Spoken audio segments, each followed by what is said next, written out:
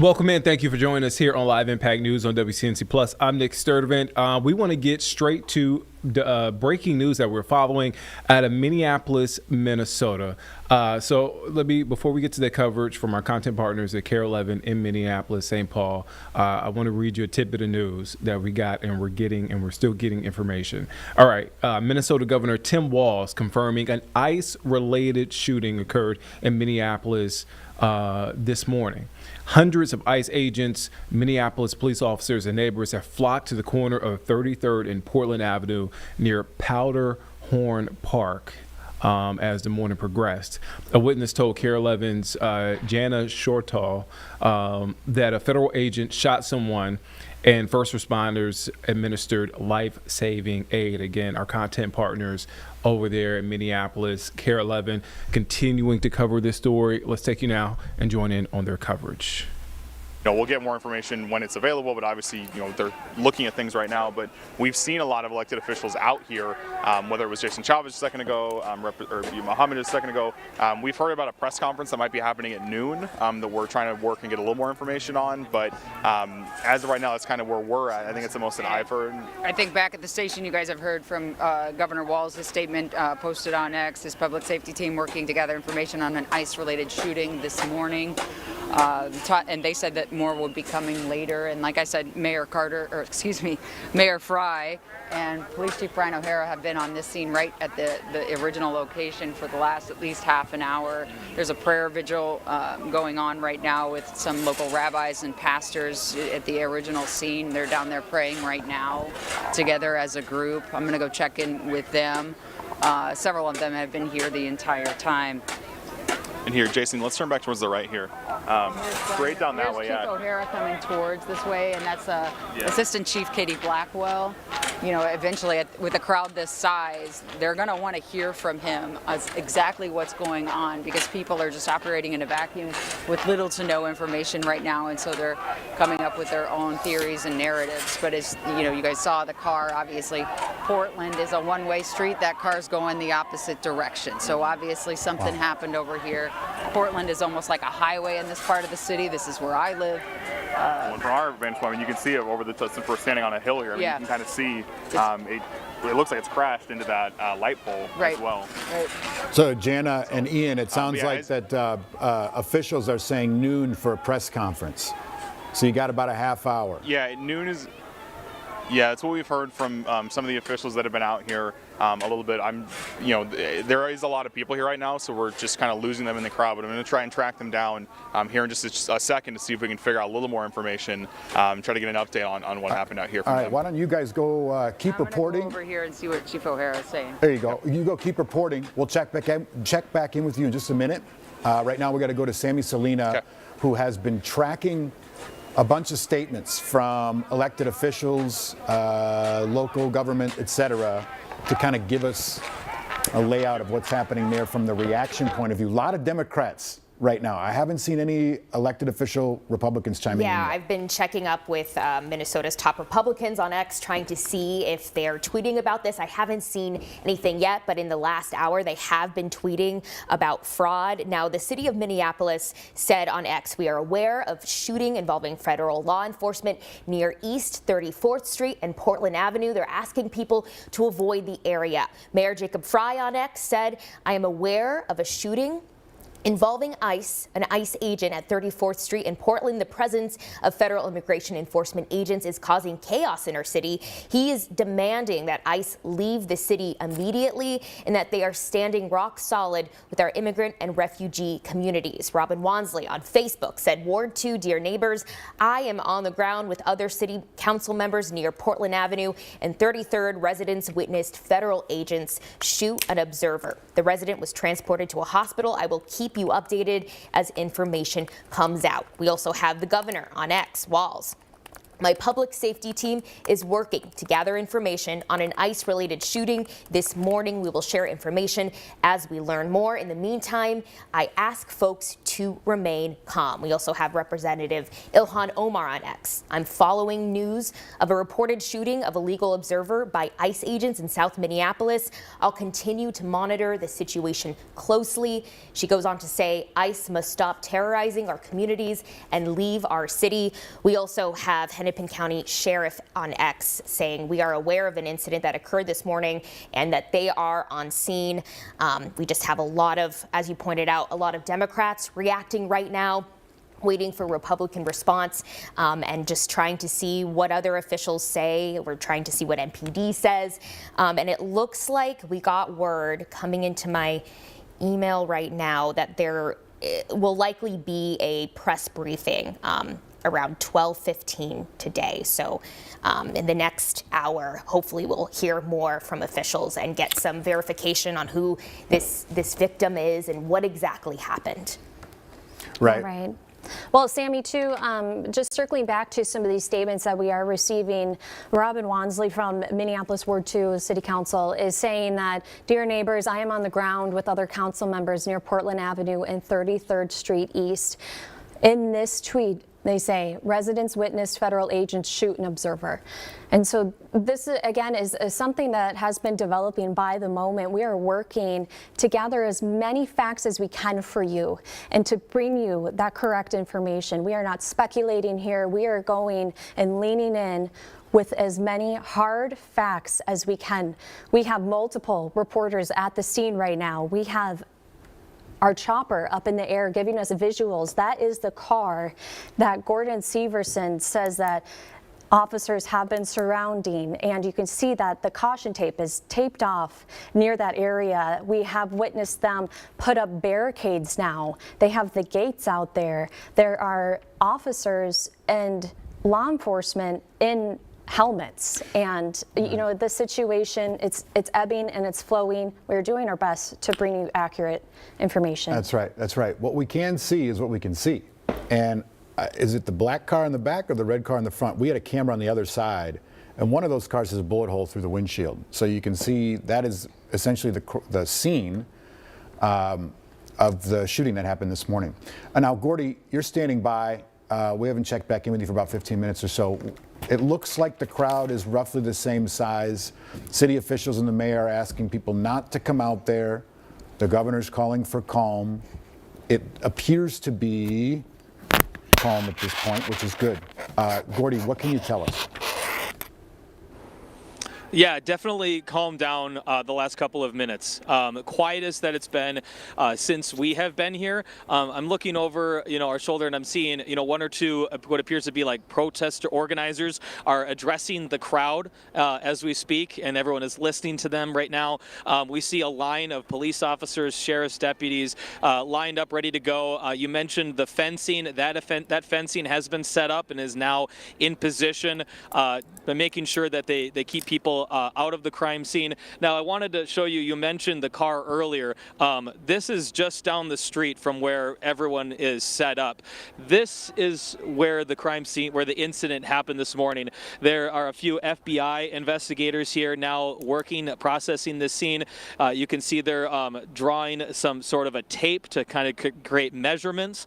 That SUV is the vehicle that has the bullet hole through the front windshield on the driver's side, and then the two other vehicles, the white car and the red car, also appear to be connected. Both of them are damaged in some sort of a crash, and that's what we're seeing, and that's what investigators are now working on here at the scene. Hey, Gordon, I got a question for you. Earlier we were talking with Jana that pointed out Portland Avenue is a very busy area, and Jana mentioned this is a one-way right here. Can you confirm that for us? I cannot, because when we got here, all the cars were parked here. There was no traffic. There was no driving, any vehicles coming by. It's a one-way, Gordy. Yeah, we just got the confirmation. Okay. Yeah. And so, Gordon, if you could go back to those cars right there. Those cars are faced the opposite direction. So I just want to reiterate that. as this is a one-way and those cars are turned around the opposite direction. And that is something that just stood out to me. And when Jana was speaking about this, you know, we all know Portland is a very busy street. It's a main thoroughway in that neighborhood. And so closing down that area as well for traffic reasons, you know, is going to cause a lot of people to question why. Again, can you just walk us through what you're seeing as far as the people that have gathered in the area?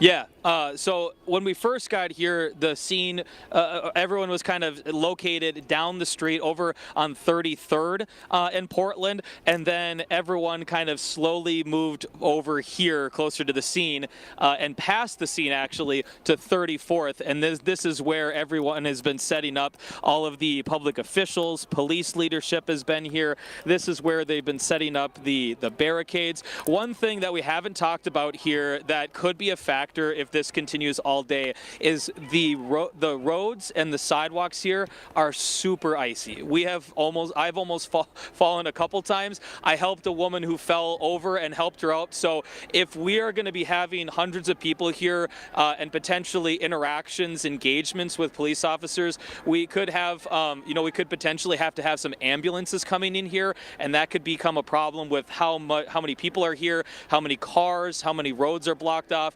It is super icy here, so I hope that does not become a factor over the next couple of hours. Yeah, that is certainly a concern.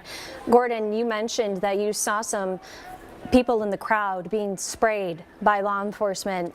Is there any injuries to the people that have gathered in the area at all? Not that we have heard of. We've seen a few people that after the spray was sent out, they were kind of sitting here in front of this green and white home. They were sitting in front of the trees receiving aid from other people in the crowd. But it appeared to be more smoke and eyes, not anyone hit by anything, any sort of less lethal rounds or anything like that. It's been, from what we have seen here, it's been mostly just eye irritation and people getting assistance for that. Gordy, we got to wrap you up for a second. Let's go over to Ian Russell right now. He's got something going on over where he's stationed. Ian, what do you know?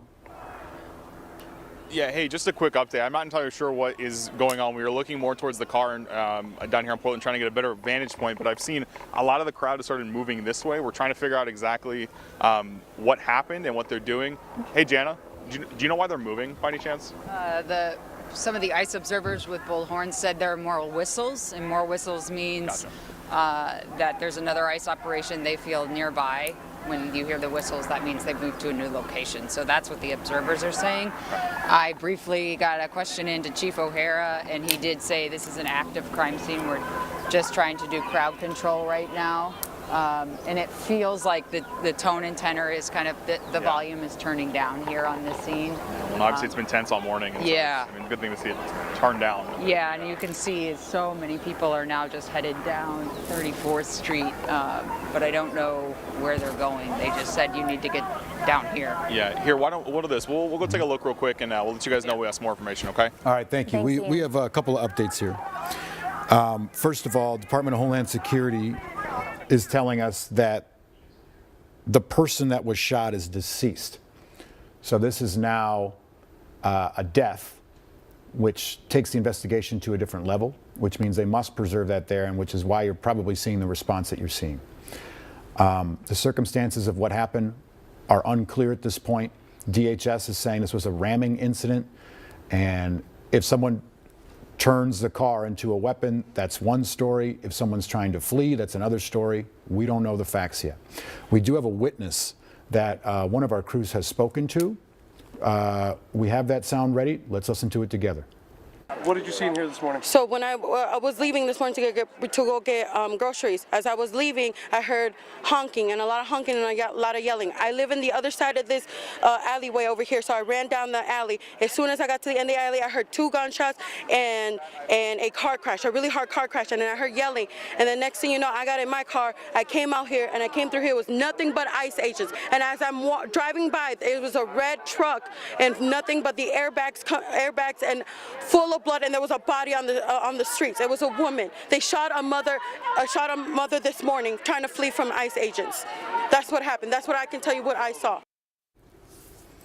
All right, that's what she's saying that she saw when she got there. It's another piece of the puzzle we're trying to put together right now. Nobody's point of view can be discounted, especially when we're talking about an incident like this. We do know that ICE raids are happening all across the city right now. I received multiple text messages this morning from people reporting to me that ICE was raiding several daycares in South Minneapolis. And we know from Secretary Noem that 2,000 extra agents were sent in here. Calling it the largest DHS operation ever happening. And so the Secretary of Homeland Security has been in Minneapolis this week, actually. And again, just to reiterate what Chris said, 2,000 federal agents were sent to this area just this week. And I want to, we're just getting this statement. So we've heard from a lot of Democrats, local elected officials, etc. This is from DHS spokesperson Tricia McLaughlin. She says, quote, we just got this into the newsroom, quote, today, ICE officers in Minneapolis were conducting targeted operations when rioters began blocking ICE officers, and one of these violent rioters weaponized her vehicle, attempting to run over our law enforcement officers in an attempt to kill them. An act of domestic terrorism. She goes on to say, an ICE officer fearing for his life, the lives of his fellow law enforcement, and the safety of the public, fired defensive shots. He used his training and saved his own life and that of his fellow officers. She goes on to say, the alleged perpetrator was hit and is deceased. Thankfully, the ICE officers who were hurt are expected to make full recoveries. This is the direct consequence of constant attacks and demonization of our officers by sanctuary politicians who fuel and encourage rampant assaults on our law enforcement, who are facing 1,300% increase in assaults against them and an 8,000% increase in death threats. This is an evolving situation, and we will give the public more information as soon as it becomes available, end quote. That is the first time that we are hearing from DHS. And again, just to reiterate that statement, they confirm that the alleged perpetrator was hit and is dead. Right. Coming up at 12:15, we are expecting a press conference from the Minneapolis police chief, the Minneapolis mayor, and some other elected officials. And this is very important. So this is their side. This is what DHS is claiming. They're claiming that they were conducting a raid, and we know these have been happening all over Minneapolis, particularly this morning, at an increased rate. And they say rioters began blocking officers, and one of them weaponized her vehicle, attempting to run over agents. That is the claim from DHS. As for the increases of assaults against their officers, they keep giving this number, 1,300% increase. And I've emailed them 2 weeks ago to ask where they got that number from and if they could provide context behind that number. And I never heard back. So I don't know the context to that number. But we know things are certainly turned up, and you don't have to look hard to find it. And these types of raids have been happening all across the country. We have actually an NBC correspondent, Julie Amesley, that is standing by right now. Julie, I know you understand how these situations have been developing all over the United States. Here we are in Minneapolis right now. Can you share a little bit of information with us and just your knowledge of exactly what you have been hearing and witnessing?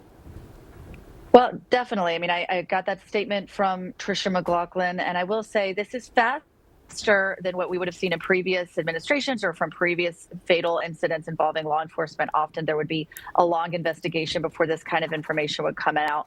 But in these incidents where we have seen ICE firing, as we did in Chicago, into a man's car, and another incident that was similar, we get details very quickly from DHS, oftentimes before we can actually reconcile that with what we're hearing on the ground. And I know some witnesses on the ground that you've been speaking to, as well as witnesses who have been on social media, have said that this was someone who was attempting to flee from ICE. So while we're still getting all of those details together, what DHS is saying is that this was an ICE officer who was basically fighting for his or her life and that had to fire these shots into a car to keep this driver from coming forward and ramming officers and impeding this operation. Again, more details we're hoping to get. But this is not the first time that we've had incidents of ICE claiming that someone is ramming their vehicle. And as you stated, we're seeing this number, 8,000% increase in death threats. There's no raw data to accompany that, although we have definitely heard of more protesters, more people who gather as they surge operations in places like this. Let's also just talk about what's changed in Minneapolis since Sunday and what's changed today. As we reported, there are more than 2,000 ICE officers that came to Minneapolis as of Sunday. They joined those who were already on the ground doing increased operations that began earlier this month. With the 2,000, that included people who were doing investigations into fraud that followed those claims that have largely been debunked by Minnesota state agencies claiming that Somalis were behind daycare fraud, that they were getting money fraudulently. So they sent HSI agents to also begin investigating possible fraud in Minneapolis, as well as 1,500 deportation officers. And then today, Border Patrol became part of this. Border Patrol was involved in Chicago, Los Angeles, Charlotte, and most recently New Orleans. And they are known to use some more aggressive tactics to do wide sweeps. ICE has not been involved in many of the incidents that have gone viral when it comes to shooting into car windows, when it comes to basically taking people out of cars, and when they've been going after protesters. A lot of those videos that you've seen previously across the country, those incidents, that has involved Border Patrol. This involves ICE. ICE is, by and large, more trained in how to handle operations in major metropolitan areas, how to handle protesters, not something the Border Patrol would typically encounter when they are stopping the traffic that would come between legal ports of entry and more remote areas along the U.S.-Mexico or U.S.-Canada border. And so this is a more rare occurrence that we would see from ICE. But in this case, DHS is very clear this was an ICE officer involved shooting. They did not specifically say in the statement that this was a shot to the face, although that is very clear from what you all have been picking up on the ground, and that they say that this person is deceased, which goes against some of the earlier statements coming from eyewitnesses that said this person may have been taken to the hospital for medical care. At this point, they're clear this person was deceased. It also seems that there were at least some injuries, perhaps only to one, perhaps to multiple ICE officers, but they say that those people are expected to make a full recovery. So these are the details as we know them. Of course, we'll continue to push and learn more, but it's coming at a time of escalating tensions in Minneapolis. And you saw in the end of that statement, they are blaming sanctuary policies. And this has been a continued feud between this administration and Minnesota Governor Tim Walz, where they're blaming him not only for fraud that has been committed in the state, although that fraud was also investigated under the Biden Justice Department, and Governor Walz has asked for more resources from the state legislature to crack down on fraud. They're blaming him for that, as well as for immigration in the Minneapolis area, and they blame the sanctuary policies that have led to more immigration. Of course, that sanctuary policies have nothing to do with why someone may show up and protest an issue or an incident like this, where they're taking operations. We also don't know for sure. They're saying this was a protester. Doesn't seem this was someone they were trying to target with an arrest, but that this person was actually protesting is what they're saying. So again, as we get more details, we will let you know. And Julie, I have just one question for you. Again, if you could just reiterate, it stood out to me when you said that ICE is trained for more of these situations. The Border Patrol, you say, is not. And we do have Border Patrol agents here in Minneapolis just as of recently. Can you elaborate on that again? Yeah, absolutely. I mean, for both Border Patrol and ICE, they go through extensive training. They are told that they can stop people based on a reasonable suspicion and arrest them based on probable cause, so they're violating the country's immigration laws. But I've been in ICE training where They practice things like what to do if they're going into an apartment building where there are children involved, how to tell people to how to make sure a child is taken care of if a parent is arrested, how to de-escalate, just as local police would be trained, and also what to do really to be able to tell the difference between when life is being threatened versus not. Border Patrol, of course, does get some of that training too, but by and large, based on the time I've spent, many years spent doing ride-alongs with the Border Patrol and ICE more frequently encounters this kind of situation as they operate in major metropolitan cities and areas, whereas Border Patrol typically is in more remote areas where they may be doing rescues of someone who has gotten into a life-threatening situation as they try to cross the border. So just delineating the differences between these agencies, and also that a lot of the issues that we've seen previously, other videos that may raise questions about who's being arrested, who's being targeted, and why, and if rights are being violated, especially when there are people being pulled out of their cars. That typically has been Border Patrol, especially from what we saw in Chicago in October. So, Julia, first of all, thank you so much for your perspective and your in-depth reporting on the facts here. It is indispensable to us in our coverage, and we're grateful for the partnership. Second of all, my question to you is about how many people have been arrested. You have Operation Metro Surge, right? It's ICE enhancing the operation in the Twin Cities here. And Secretary Noem had a Fox News interview, I think on Tuesday, it was yesterday, where she said that more than 1,500, quote, more than 1,500 crooks and creeps, murderers, rapists, pedophiles, and gang members, end quote, have been arrested as a part of this siege. The problem in saying things like this is we have no check and balance on that. We don't know who they're arresting yet. We don't know the crimes that they're accused of. We haven't seen the warrants. So it's difficult for the public to just take her word as it is without double checking it. What are you seeing on your end with investigating how many people they're arresting and who they actually are? Well, I can tell you the difference between when we get those numbers very quickly, as we did from Secretary Noem, as I heard today from DHS spokeswoman Tricia McLaughlin, roughly 1,400 so far had been arrested in the Minneapolis area, going back to when ICE began immigration-related arrests there earlier in December. But what happens later is we're able to, through sourcing and through data that we try very hard to obtain, it's not readily publicly available, as we try to get breakdowns on who had criminal convictions. And based on national data over 2025, since Trump first took office, through really the end of that fiscal year. So getting into October would have been the cutoff. But of the people who were arrested between January 20th and October 1st of 2025, roughly 1/3 had absolutely no prior criminal conviction. 1/3 had pending criminal charges, and about another third would have had criminal charges. And so that does paint a picture of just how broad this has become. Trump came into office under the promise to arrest the worst of the worst, and often the people that Americans are witnessing being arrested and taken away don't seem to fit that description. Their only crime may be being in the United States illegally, which is a civil violation, not even a crime. It is, of course, a crime to cross the border illegally, and the United States has the right to arrest and deport anyone who has overstayed their visa or is in the country illegally. But there are paths to avert deportation, such as the asylum system. And we've seen time and time again, people show up thinking they're following the process they're supposed to follow, going to court hearings, checking in with their ICE officers, and instead their cases have been cut off at that point, dismissed, their case for asylum, and they're arrested at that point. That's another way that these numbers are often boosted. And then I will say, just because someone is arrested doesn't mean they're deported.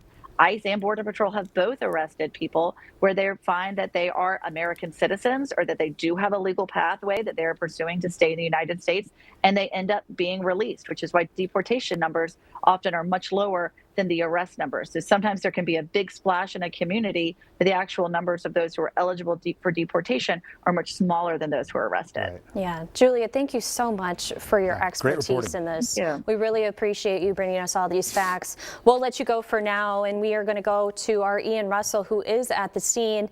Ian, we last checked in with you about 15 minutes ago. I understand that you have some new information for us. Yeah, we were walking down this way because we thought that there was going to be another ICE situation, some more ICE agents, things like that. It sounds like there may have been some conflicting information, but the crowds moved down this way and then now moved back towards 34th and Portland. But as we were walking down here, we ran into this gentleman, Khalid, here. And Khalid, you were telling me when you're holding something that you said that the ICE agents, they fire towards the crowd. Is that right? Yeah, it's a tear gas. Yeah. So they were trying to disperse the crowd. And then I think that's when the situation got a little bit hectic and chaotic. And then multiple rounds of these were deployed at the crowds. And then a few of those hit actual individuals. And this was the one that was hit right on the ground right next to me. Yeah, and what's this on your pan? Is that It's pepper spray? First they started with the pepper spray. And then when that didn't work and it wasn't effective to clear the crowds out of the way, they started using tear gases. Yeah, and was this the interaction that happened in that alleyway? Yes, just in the on alleyway, yeah. Because we saw that just a second ago, and I know it Yes. started with them kind of pushing through for cars and things like that, and then there was back and forth with and pushing and snowballs being thrown, things like that. Yes. What were you? Clearly, you were close by to. Yes, I was close by because I came from the other side and I seen the commotion and I recognized someone who was getting pepper sprayed and I was trying to help them, and that's when, as I was trying to help that person, they started pepper spraying me, and that got to me. And then as soon as we tried to cross the other side of the road, is when they started deploying these tear gases on us. Yeah, and I know you and I were talking just a second ago about being here. I know you weren't here for when this actually happened this morning, but you were here just afterwards, right? Afterwards, yeah. Yeah, walk me through that kind of situation. So I received multiple calls and text messages from individuals, community organizations, and organizers and advocates that said that someone was shot off of 34th and Portland. And then as soon as I got that news, I was here within 10 minutes of that calls and text message after I received that, yeah. What have you seen since you've been here? I have actually observed the car that the victim was in. I have seen the headrest had blood stains, and then the bullet hole through the window. So it's disturbing to actually see that, how someone actually's life was taken. The very moment it was taken, it's literally displayed on the public road. So it's very sad. My heart goes out to her family and everyone and her loved ones as well. Khalid, I appreciate you stopping and talking with us. I know the crowd has sort of moved a little bit further back down towards that main intersection of 34th and Portland. Guys, we're going to head that way and see what's going on down that way. All right, thank you, Ian. Appreciate you. We got a Council on American Islamic Relations press conference is coming up shortly that we will toss to. We have a briefing with city and elected officials at 12:15 that we will get to shortly. But first, we're going to go to Sammy Selena. You have some new video for us? Yeah, I'm in the middle of just combing through this video. That's honestly hard to watch. It appears to be taken from a man who is on his porch, and he is just simply, yeah, Chris, if you want to take a look here. He is just... No, I'm good. Do you have a microphone on? I think I do. Oh, it yes, fell down. There you I do. go. Couldn't hear you. Does it work okay? You're good. Yep. Can you hear me? Yep. If you need me to stand by Chris, I can. We're good now, Sammy. Okay, we're good. So it's taken by a man who is on the porch. We see the cars that we've been looking at, those crushed up cars, and that red vehicle. And it appears that ICE agents are kind of filtering around that vehicle. The man says, oh, I don't want to show this to Facebook because it appears to be a person who's unconscious. Then he says they just killed this lady in this car. Again, we're trying to verify exactly what happened. We've seen, that's the car, Chris, right? That red vehicle, that's the one, where there's a bullet through that windshield. Yep. The man is just kind of recording, and right now, this particular video, it does not look like aid is being rendered to that person. A man comes up yelling at ICE agents saying, I'm a doctor, I'm a physician. Is there someone here that can pronounce this woman clinically dead? They tell the man to back up at that point. This video goes on for a few minutes here until we hear the ambulance that's coming. Then we see paramedics come and pull that woman out of the car. She appears to be very, very much injured. They don't spend a lot of time on her while she's on the ground, and they eventually take that person away. So this is video. It's on X right now. It appears to be legitimate. It is the immediate aftermath, correct? It's not the shooting itself. It's not the shooting itself. We don't know exactly when the shooting took place in relation to this video, how soon this person got out there and started recording. Right. But yeah, it appears to be the immediate aftermath. it only looks like ICE agents are in this video for now. MPD shows up quickly, but we're continuing to comb through this. And we need to comb through it and just see what it is before we're going to air it on the air. But thank you for Absolutely. describing it. We appreciate it. We're getting it in as you are too. All right. Well, go ahead. Right now, we're joining in on the press conference with KARE. Here we are, if we could take a listen. That's Jelani Hussein. Life, and as we learn more about this situation, we need people to wake up that this is unacceptable, and we need every person to wake up and look outside their window and identify and record these people's behavior, because they're absolutely dangerous. We have heard it from our sheriff here, actually, Dewana Witt, who went public to talk about how dangerous they were. Other law enforcement agents are calling them out for their behavior and the way that they're operating right now. And sadly, a family is going to wake up to the news. I would just say that this young woman is a hero. She's someone who stood up to defend her neighbors, and then to lose her life. She's a patriot, a true patriot, and the type of people we need in this country to stand up against bullies like President Trump and these horrible ICE agents who think that they are above the law. They're not above the law. And your community has been through so much over the recent years. What is your message to the people of Minneapolis, to the people of St. Paul?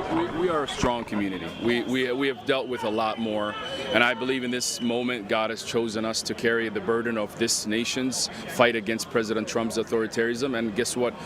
If God sees something good in us, that goodness is going to be used to shine a light of positivity. And so we're going to come together, we're going to be stronger, we're going to be resilient, and we're going to win in this moment. And history will remind the nation and for generations yet to come that there were great people in this great city of Minneapolis who stood up against authoritarianism. Amen. Thank you so much for your time. All right, thanks. And Chris, as we know, they were here on the scene.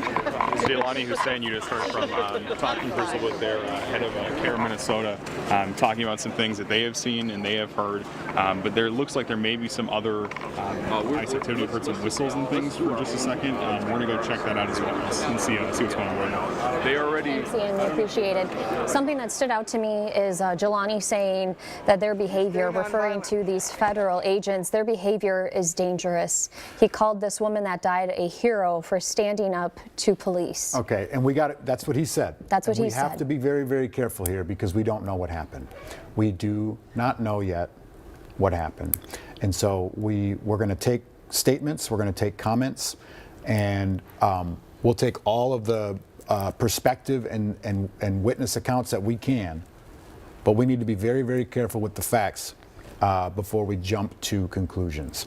We do also want to tell you kind of where we're at with Homeland Security and ICE being in the Twin Cities since last year, and specifically this week as the efforts have been ramped up exponentially. Right now, Homeland Security has 1,500 law enforcement and removal officers in Minnesota. There are also 600 agents from Homeland Security investigations looking into potential fraud at daycares, which was based off of a YouTube video from an amateur journalist. Homeland Security Secretary Kristi Noem says 150 people were taken into custody. That was just on Monday, bringing a total of 1,000 arrests in the Twin Cities.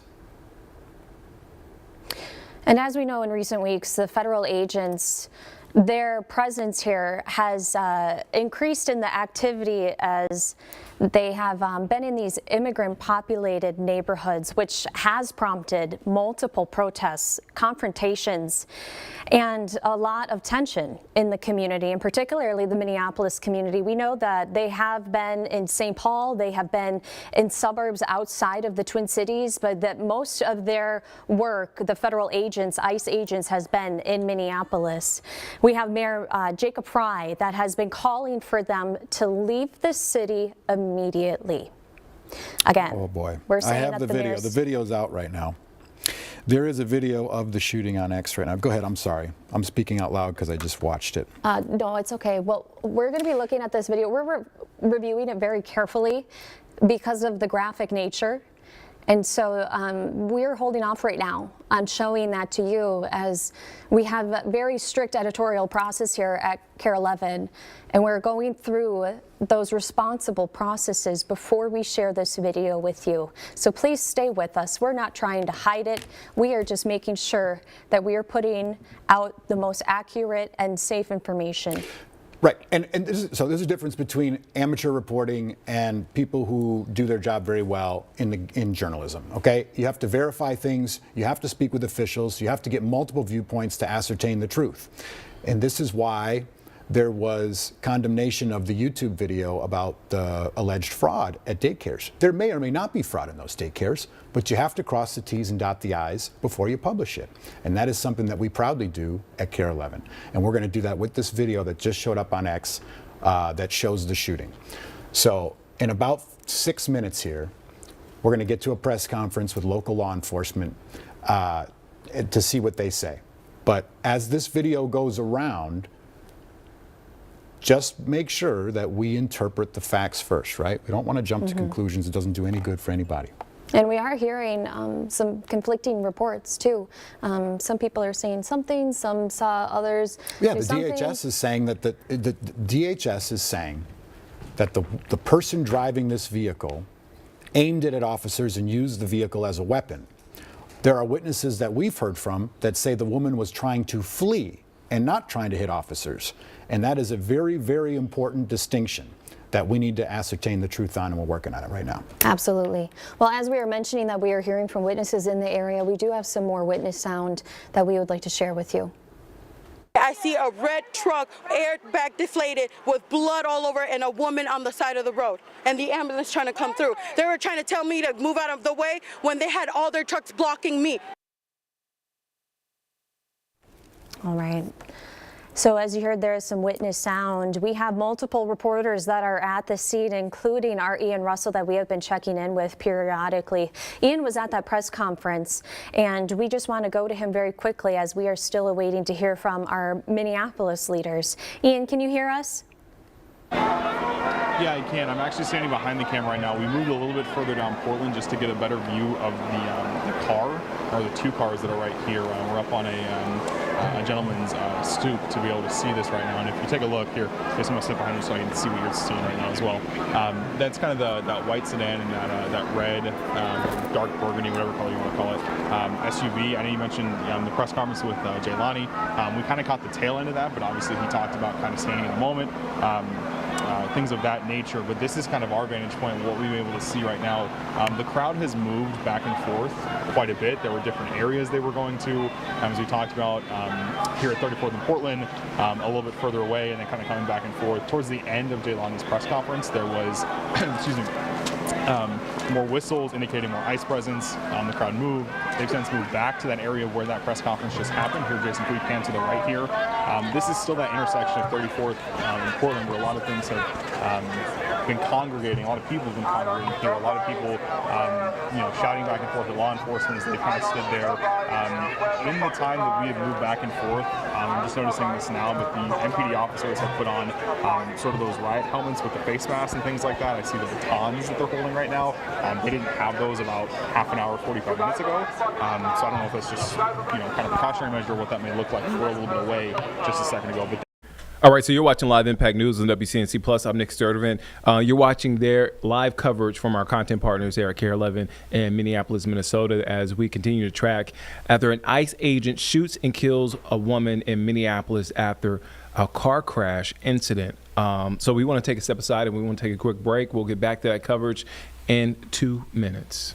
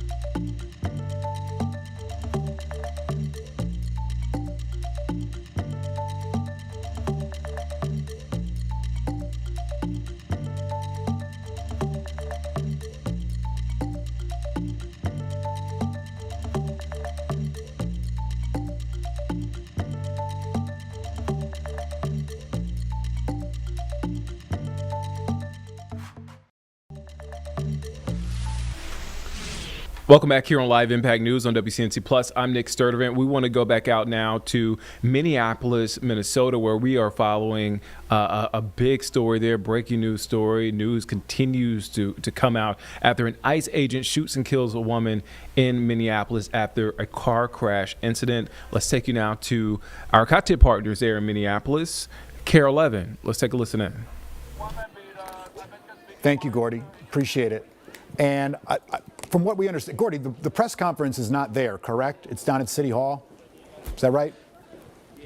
Yes. Yep, Okay. it's happening in downtown, and that's what police were informing us and city leaders. We actually saw all the city council members that were here have cleared out, so I assume most of them are going to be at that press conference in just a few minutes is kind of what they've been telling us. Okay. Thank you. As soon as we get set up and ready to go live down there at City Hall, we're going to take that press conference in its entirety on air here, as well as on our Plus channel, as we've been doing so for about the last hour. Gordon Severson, thank you so much. It appears that the crowd has remained about the same size, and that's a good thing. You know, when we first came on the air, there was some certain panic in that intersection. There were people throwing ice balls and snowballs at law enforcement there, and there was a mix of federal law enforcement and local police and deputies from the county in that area trying to preserve that scene and calm the crowd down. So we saw some of that CS gas that was deployed, and thankfully nothing has escalated there, which we're happy to report and happy to watch. We don't know exactly what to attribute that to. Maybe it was the local leaders being out there. Maybe it was the federal agents leaving. We don't know. But the crowds have remained about the same, as the city officials have said, do not go to the intersection. You're not going to do anything good there right now. In fact, Julie Nelson joining us now on the anchor desk here. What we heard earlier from Mayor Jacob Frey was that he wanted ICE to leave the city entirely. In fact, he ordered them to leave the city, which I don't know if he has the authority to do. But there's been a lot of strong words after another devastating morning to report here in the Twin Cities. This is South Minneapolis. This is 34th Street and Portland Avenue, where about 9 or 10 o'clock, we don't even have the exact time yet, a person was shot by federal law enforcement, which we've confirmed. It's in dispute whether the woman driving that car was trying to flee or trying to hurt an officer using the car as a weapon. We've heard both stories. DHS claims that it was being weaponized. There's video being spread around on social media that appears to be legitimate video. We have not gone through it perfectly yet, so we want to make sure we cross the T's and dot our I's before we put anything on the air. And we are expecting a press conference here momentarily. Julie Nelson, welcome to the desk. Thank you. I've been watching the coverage. I did appreciate the fact that you pointed out, you know, we're going to hear from a lot of people who may have witnessed things. People have strong feelings on both sides of this. And it's important to just take a beat, take a moment until we can get the facts. And we're hoping to learn some of those facts coming up in the press conference today. You know, we have been reporting that this is the largest surge of ICE agents in the country so far under Trump. We knew that they were in the city. We have seen various operations here before and know that they can get contentious. We know that there have been skirmishes between officers and agents and protesters before. I think in the back of all of our minds, there was fear that something like this could happen. We know there are, 1,500 agents and 600 Homeland Security investigators in Minneapolis right now, sent here in large part to respond to the Somali fraud taking place in the Medicaid reimbursement programs. Well, what you have underneath this whole thing is a blanket of a lack of transparency and fear, and that's just a fact. I'm not blaming anybody, but people don't know exactly what's happening. And we talked to the NBC reporter about what the people that have been arrested and what they've been arrested for. And she said a third of them have had no criminal history prior then crossing illegally. Coming in illegally. And so that's not what the administration is saying. It's not what they're selling. Well, we know yesterday, for example, DHS did put out on social media a statement that they had made more than 1,000 arrests and that they were the worst of the worst. And they did have pictures and names and charges that these people that they said they arrested had been charged with or convicted of. We have been working, we just want you to know, to verify those faces, their identities, and their criminal histories. It's unclear to us if that list, if you saw it yesterday on social media, it's unclear to us if those were arrests made here in Minneapolis. But I do want to be clear, they have released information, but it's incredibly hard to verify because some of the records that they're referring to perhaps the crimes maybe didn't even take place in the United States of America. It could be Ecuador, it could be other countries that these people are coming from. So we are working to confirm the records of these people, but as Chris mentioned, it has been difficult to get information in a timely manner from DHS during these raids. So what we're going to do right now is I'm going to describe the video because this appears to be the shooting that we're talking about. This is from Max Nestorak. He's helped work with us before. He's a phenomenal reporter. He works for the Minnesota Reformer.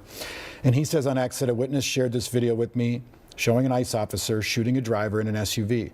And if you watch the video, this is 3 officers are standing around a Honda Pilot, which is the vehicle in question. We're not going to show it yet because we don't know if we can show on air or not yet. But there are 3 officers who are trying to stop and get inside of a Honda Pilot, and a woman starts to drive away with an officer near the front left bumper of the vehicle.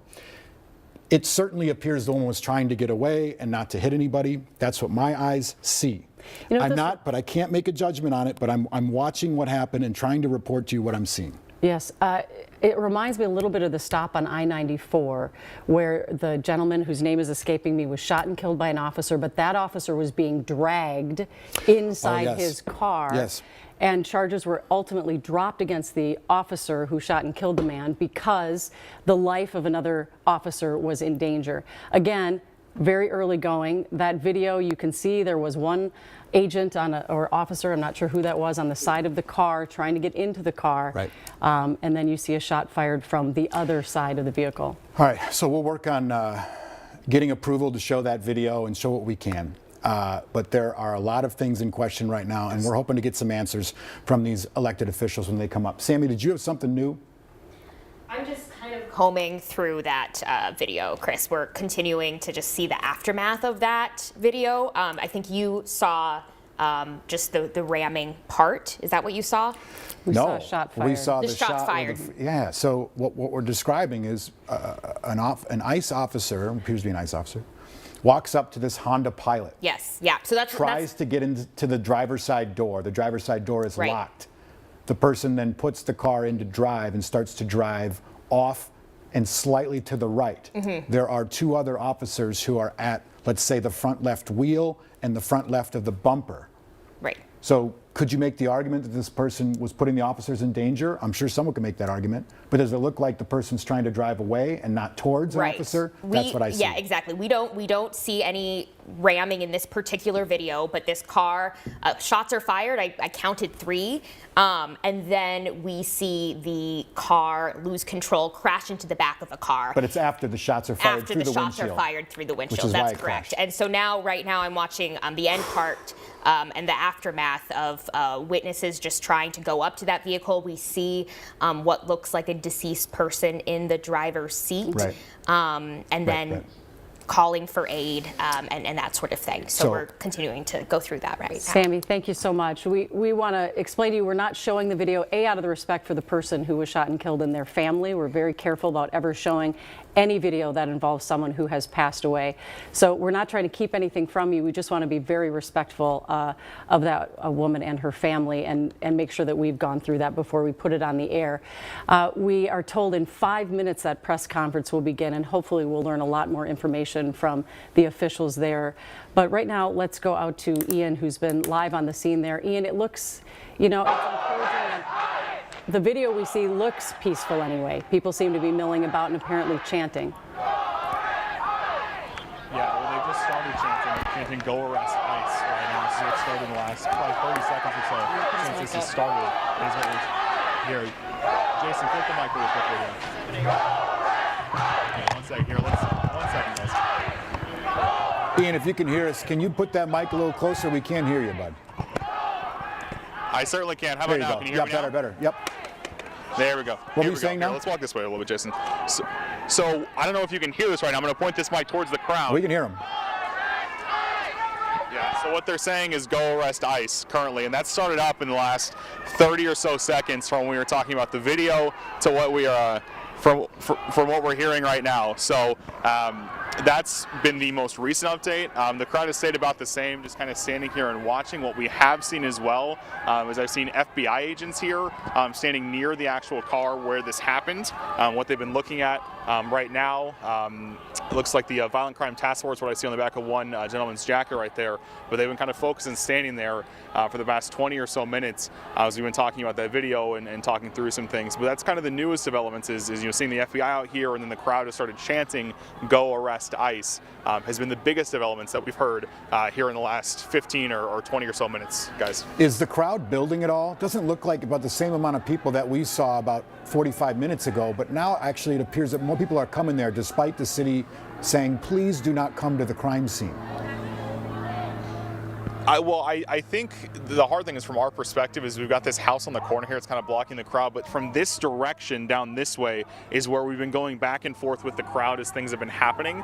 So they may have been going from this way, but it's really this main section here at the intersection where you saw that light change. That's where a lot of the crowd has been congregating the entire time. They're all along this entire section. That's why they brought in these barricades along with the caution tape that has been there to kind of keep the crowd here. So I'm not entirely sure if the crowd has been growing larger from our perspective. Yeah. But what I have seen is just a kind of a big congregation of folks in this area, and it's really stayed here, since about 10:30, 10:45 or so.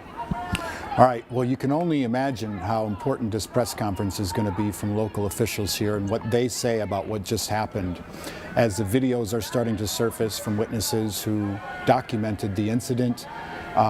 Hopefully we can hear more from DHS and what they're representing as well. But again, we've heard from a spokesperson that said DHS says that the vehicle in question was used as a weapon and was putting the lives of the officers in danger. And that is why a round was fired. This is going to be the call of prosecutors. This is going to be the call of authorities. This is going to be an interesting and tragic story, regardless of how it shakes out from here on out. There's no doubt. And not only will there be lots of video from people that were on the scene, we're already seeing that populate social media, but understandably, or at least I would think that the officers themselves may have body cam footage, and that's going to be so important in this case because you can already see two narratives developing.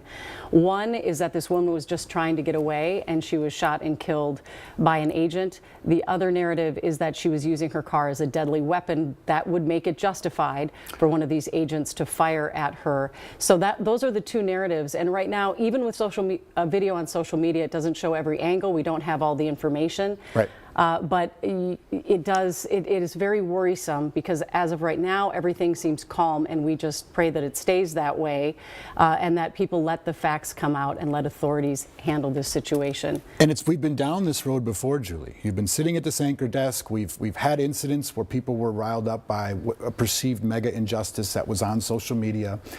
And we've been down this path before as a state, as a country. And like you, I feel like it's very important to stay to the facts right now and not ever jump to conclusions or get out of hand, because that's the better path. And our understanding, this press conference that's about to happen, we don't believe will there be any federal agencies there to speak, or this is going to be Brian O'Hara, the chief of Minneapolis Police, the mayor?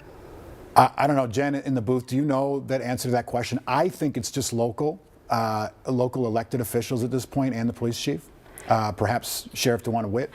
Oh, go ahead, Sam. Who's going to be there? Yeah, so it looks like Mayor Jacob Fry, Police Brian O'Hara, and other city leaders will be hosting a media briefing on the shooting. Okay. So it looks like local leaders. Undoubtedly, we will have a reporter ask those leaders how they respond to the DHS spokesperson's quote about their perspective of what happened here. And Sammy, I'm seeing on social media right now, it looks like Secretary Noem is at a microphone speaking about what happened here in Minneapolis, saying she attempted to run them over. An officer of ours acted quickly and defensively.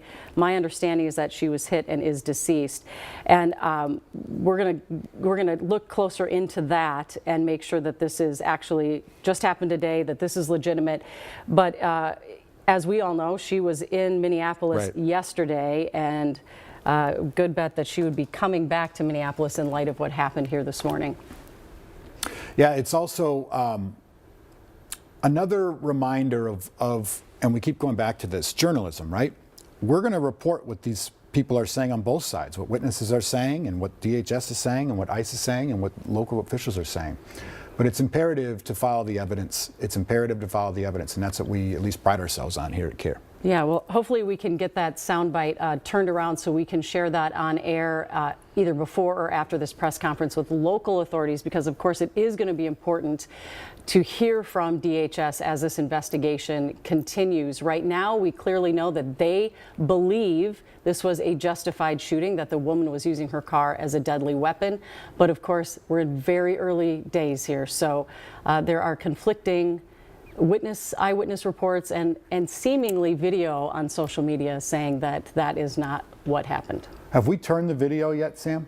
I think our newsroom is working to do that right now. Just looking at the video that you said, Julie, I'm just kind of going through that where we have DHS Secretary Kristi Noem. It looks like she's talking in Texas, where she basically confirms the statement that DHS was put out. And again, we're trying to figure out exactly what happened.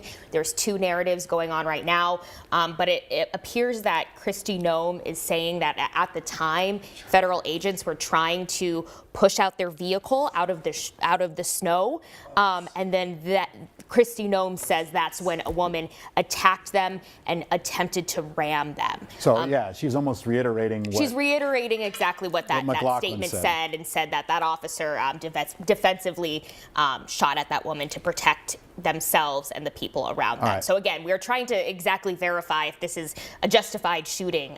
There seems to be two narratives, as you said. This woman was trying to get away from those ICE officers, and then DHS is saying that the person was trying to ram them. Right. All right. Thank you, Sam. Appreciate it. For those just joining us right now.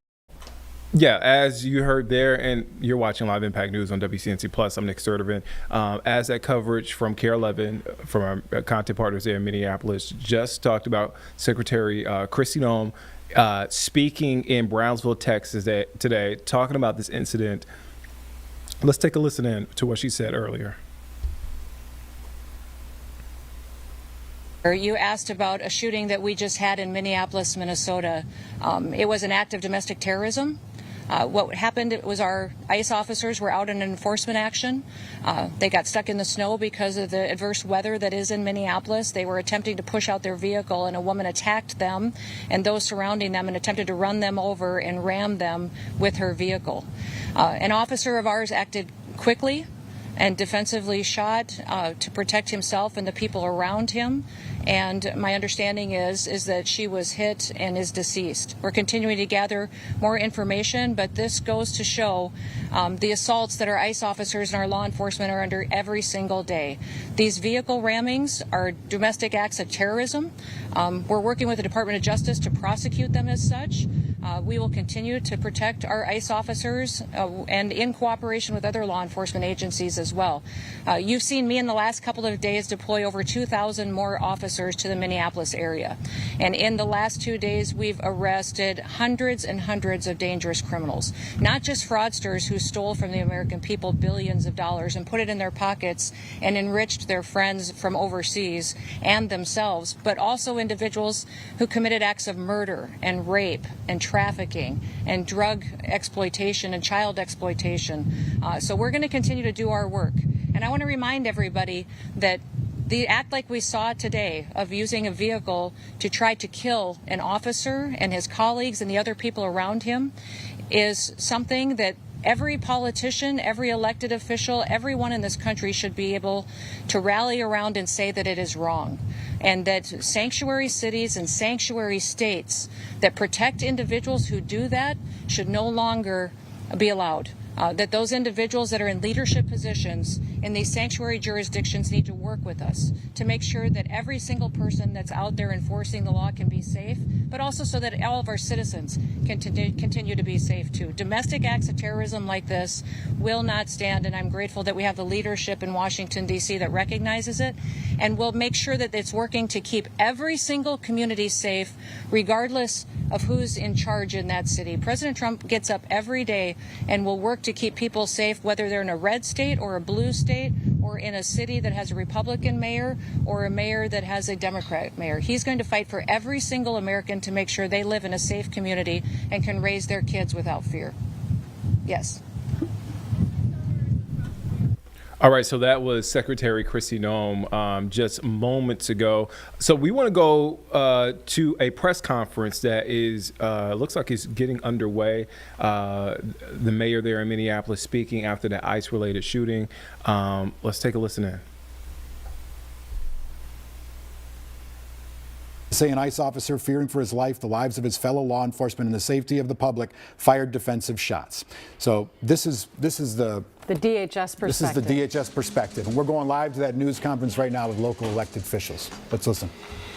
There's a lot of information that is swirling around right now, and we collectively are going to do everything possible to get to the bottom of this, to get justice, and to make sure that there is an investigation that is conducted in full. But what we do know is that a 37-year-old woman is dead and that she was shot by ICE. We've dreaded this moment since the early stages of this ICE presence in Minneapolis. Not only is this a concern that we've had internally, we've been talking about it. They are not here to cause safety in this city. What they are doing is not to provide safety in America. What they are doing is causing chaos and distrust. They're ripping families apart. They're sowing chaos on our streets, and in this case, quite literally killing people. So, they are already trying to spin this as an action of self-defense. Having seen the video of myself, I want to tell everybody directly, that is bullshit. This was an agent recklessly using power that resulted in somebody dying, getting killed. As soon as it happened and we learned of the incident, we had several priorities. The first, of course, was to get the victim to the hospital and to get care as soon as possible. And to the family, I'm so deeply sorry.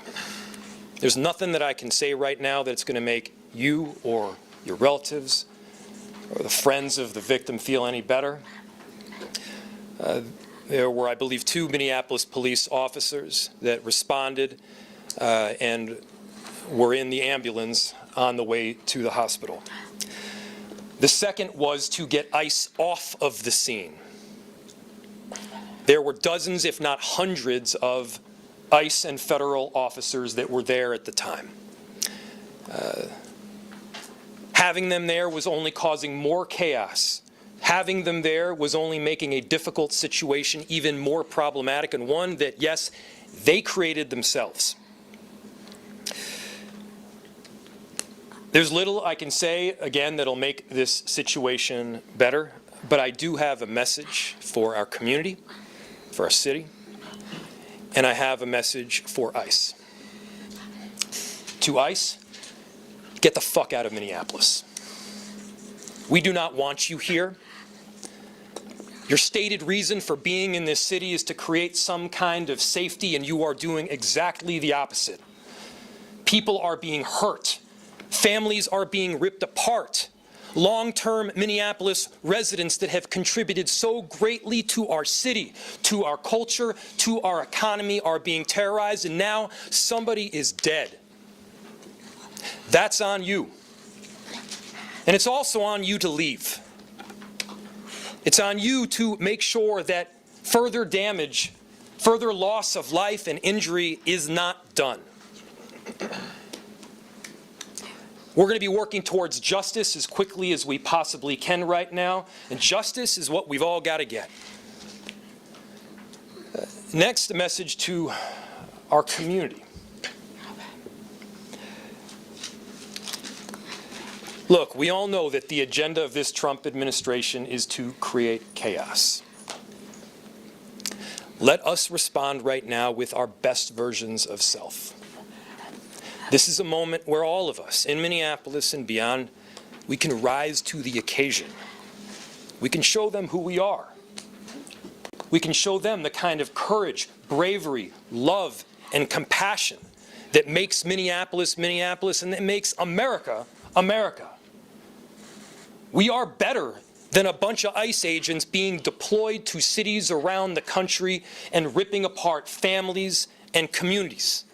We're better than that. And so we are going to meet that hate with love. We are going to meet that despair with hope. We are going to meet that injustice with constitutional justice ourselves. And we're going to make sure that in this very difficult moment, we do not take the bait that these ICE agents are trying to create and that the federal government, to be clear, wants. They want us to respond in a way that creates a military occupation in our city. They want an excuse to come in and show the kind of force that will create more chaos and more despair. Let's not let them. Let's rise to this occasion. Let's show them something far more beautiful than the kind of division that they're trying to stoke. Let's show them unity of purpose, of love, and the courage of our conviction. Our conviction, to be clear, is rock solid, and it is for our neighbors, all of our neighbors. It's for people who have lived here for 80 years. It is for new immigrants who have made this city a better place. That's the kind of love that we're going to show up with right now. If you're angry, I get it. I am too.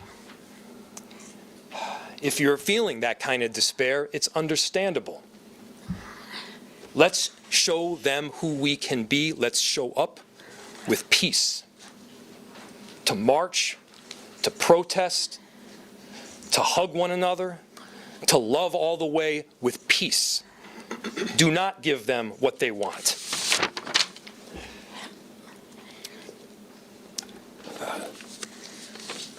Finally, we've got a lot of work that needs to happen right now to make sure that, first, of course, the scene was secured as much as possible, that we were able to get the victim, now deceased, to the hospital. We've got a lot of work to do in the coming days. I want to thank our city enterprise for the work that they have done, but more importantly, what they're about to do, because this is going to be heavy and our city has been through a lot. We also know that we're prepared to do right for people. Among them is our chief of police. And I'll invite him up. My name is Brian O'Hara, B-R-I-A-N-O''H-A-R-A. I am the Minneapolis Police Chief. This morning, Minneapolis police officers received a report of federal law enforcement being involved in a deadly force incident, meaning shots had been fired. Minneapolis police officers responded to the scene. We arrived and found a woman with a gunshot wound to the head. Life-saving measures were performed at the scene, including CPR. The woman was transported to Hennepin County Medical Center, where she has since been pronounced deceased. The preliminary information that we have indicates that this woman was in her vehicle and was blocking the roadway on Portland Avenue, midway between 33rd Street and 34th Street in the city. At some point, a federal law enforcement officer approached her on foot, and the vehicle began to drive off. At least 2 shots were fired. The vehicle then crashed on the side of the roadway. Minneapolis police officers secured the crime scene and assisted in trying to preserve the evidence that is there.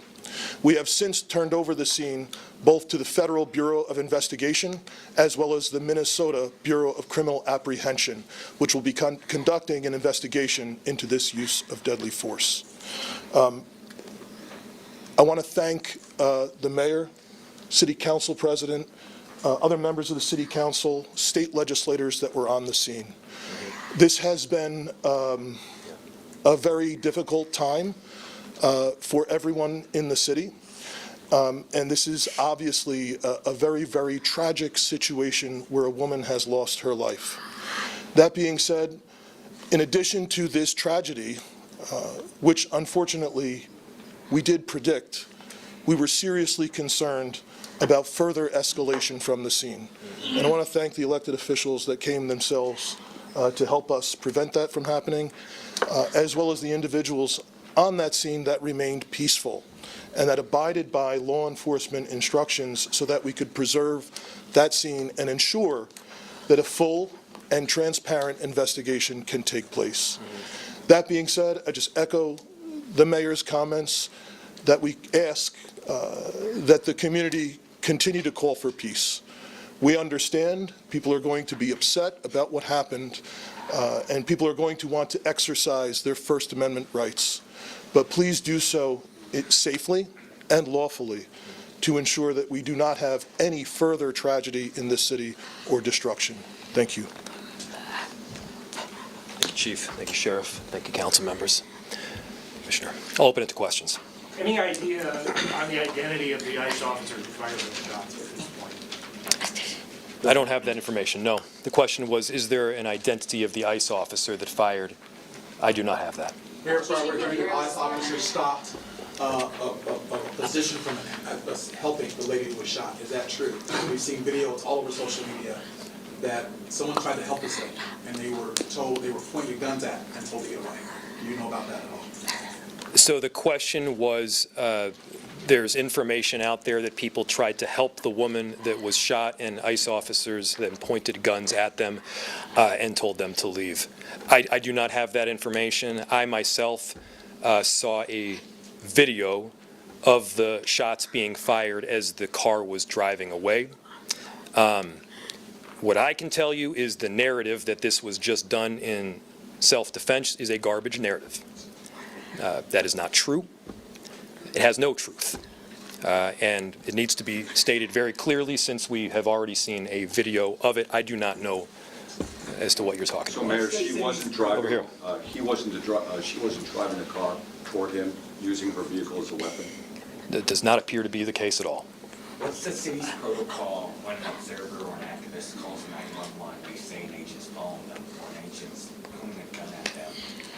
How does the city of Minneapolis handle that situation? Go for it, consider it. Repeat it one more time. I missed the first part of what you said. And I'll turn it over to the chief. Yeah. What does the city do when someone calls 911 and a federal agent's Oh, I see. gun at Yeah. them? That sort of thing. I'll turn it over to the chief. The question is, what does someone do when a federal agent is pointing a gun at them? Chief. So, if I heard you correctly, the question is about when people call 911, what is the city's protocol in these situations? We've had a very dramatic increase in 911 calls related to this activity. We have a protocol in place that has been evolving as the situation has been changing. And at this time, there is a designated supervisor that is on duty 24/7 that fields those calls. And we do everything that we can to ensure that they are appropriately prioritized, with the priority being placed upon the protection of life and safety of everyone in the community. Can you tell us any more about the woman who was fatally shot? Was she there as a legal observer, protester, bystander? What do you know that you can share? So the question was, what can I share about the deceased? There is nothing to indicate that this woman was the target of any law enforcement investigation or activity. This woman was in her car, and it appears then blocking the street because of the presence of federal law enforcement, which is obviously something that has been happening not just in Minneapolis, but around the country. She appears to be a middle-aged white woman. Chief, just about a month ago, you said these unplanned and questionable tactics by federal agents would result in someone being killed at a press conference right here. Do you consider today's tactics in line with that, or do you just have a generic response to the fact that somebody is now dead? The question is that I had previously made several statements about being concerned about the tactics being employed. I am obviously very concerned that I have been told that a woman who was sitting in her car blocking the street and not the target of any enforcement activity is now deceased. However, I do not know, to be clear, I do not know the exact circumstances of the shooting, but I would tell you in any professional law enforcement agency in the country, I think they would tell you it's obviously very concerning whenever there's a shooting into a vehicle of someone who's not armed, but it also is something that is possible. At times it is justified.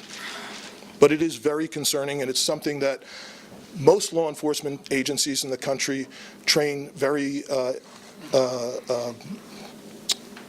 intensely to try and minimize the risk that law enforcement officers get placed into a situation that the need for deadly force would be necessary. Has there been any indication of that need in this case?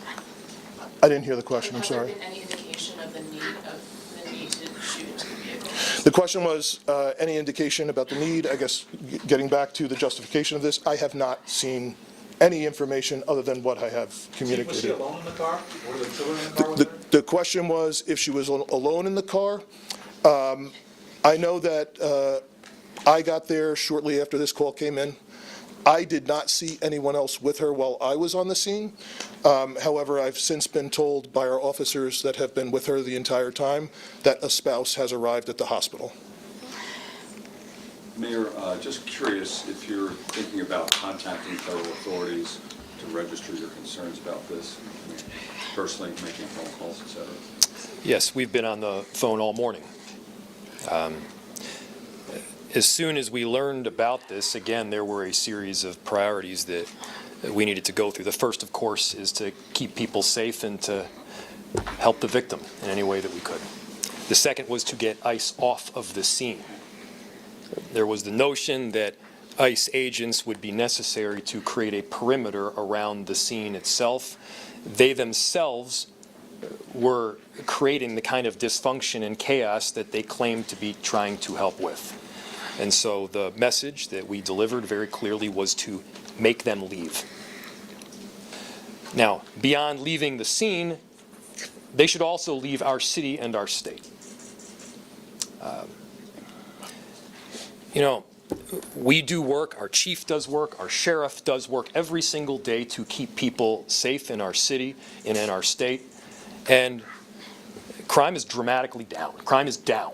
It continues to trend down. They are doing the hard work of investigating, of arresting perpetrators of violent crime. What this federal administration is doing right now is not about creating safety. Do not let them tell you that what they are doing is about creating safety. It is not. It is having the opposite impact. We need to be clear-eyed about the work that is moving forward, and they need to leave Minneapolis. We have time for one or two more questions. Mayor, you may know this with your legal background. If a shooting is found to not be justified, does the city have any legal, or the state rather, have any legal recourse to bring charges against this ICE agent, given that this person is a federal agent, if the feds don't? So obviously, and I have to always lead with this caveat because it is true, an investigation still does need to be conducted. I had my perception of what took place based on the vehicle and the vehicle's positioning. It does not appear that the individual is trying to ram anybody. Now, the question was, if it is in fact found to be an unjustified shooting, who issues the charge, who prosecutes, how does justice take place? I don't know the answer in full to that. This is obviously information that we're still working out. Chief, do you have any additional information, or Commissioner? Yeah. The only thing I would add to the mayor's statement is that The crime scene was held by the Minneapolis Police Department, and the investigation is now being led jointly by the Federal Bureau of Investigation as well as the Minnesota Bureau of Criminal Apprehension. And the purpose of their involvement would be to investigate whether any state laws within the state of Minnesota have been violated. One more Can I just add something to that too? What's very important is that for our communities that we do have some kind of part in this investigation. It needs to be done on a local level. With all due respect to the federal level, we do need to make sure that our local agencies are involved. Most certainly the BCA is very well capable of working with our federal partners in doing so.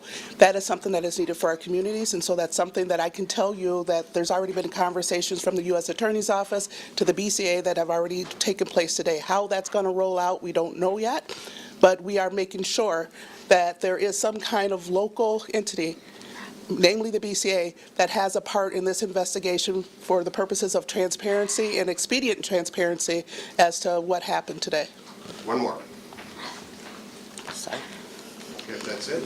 So, Thank you, everybody. final piece, again, thank you everybody for coming. Thank you to the media for being here and disseminating this very important information around this tragic incident. To reiterate a final message to our community members, I understand the anger. Let's unite around hope and love and peace and getting justice. That's what we need to be doing right now. I appreciate the service from everybody up here as well as the 435,000 people that call Minneapolis home. Thank you. Got some housekeeping for you in just a moment after everyone leaves. All right, so that is a news conference that you just finished watching live from Minneapolis Mayor Jacob Frey, also local authorities there in Minneapolis as we continue to follow this developing story. ICE agents shoot and kill woman in Minneapolis. Now, Jacob Frey at that press conference, visibly upset, emotional, at one point telling ICE to get the expletive out of the city. And this as thousands of more agents have come into the area. And I just want to read you just a bit of what we have confirmed and what KARE 11, our content partners there in Minneapolis are reporting. So the Department of Homeland Security confirmed this morning that an ICE agent shot and killed a woman in Minneapolis. The DHS told NBC News that a woman attempted to ram her car into ICE agents and an agent shot and hit her. Hundreds of ICE agents, Minneapolis police officers and neighbors have flocked to the corner, as you see here. At one point, there was a confrontation that happened between I don't want to assume, but it looks like an agitator and those folks who have been there for a while. This is on the corner of 34th and Portland Avenue near Powderhorn Park. And that crowd has continued to swell. So DHS says, and again, I want to reiterate what DHS told NBC News, that a woman attempted to ram her car into ICE agents and an agent shot and hit her. However, there is video circulating on social media, and also you heard from Mayor Jacob Frey that this wasn't a case, and that this wasn't. The mayor called the narrative BS, and so there are conflicting reports on what actually happened. There's video out there. We are working to get that video to you so you can see it for yourself. And we want to lay all the facts out there for you as we continue to cover this story.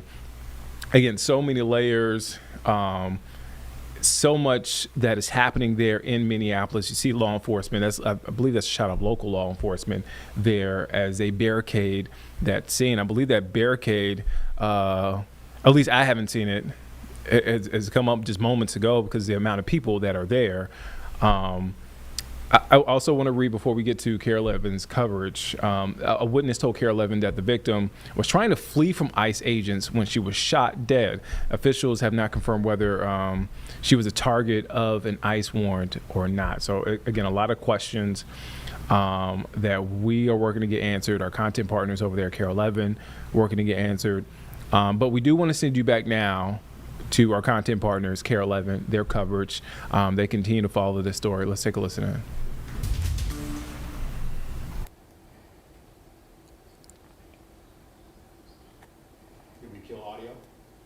Good. That's on purpose. Because there's all kinds of swearing. Right. All right, sound down. There we go. All right. All right. And I can just talk a little bit about what you hear, since we had to block out some of that video.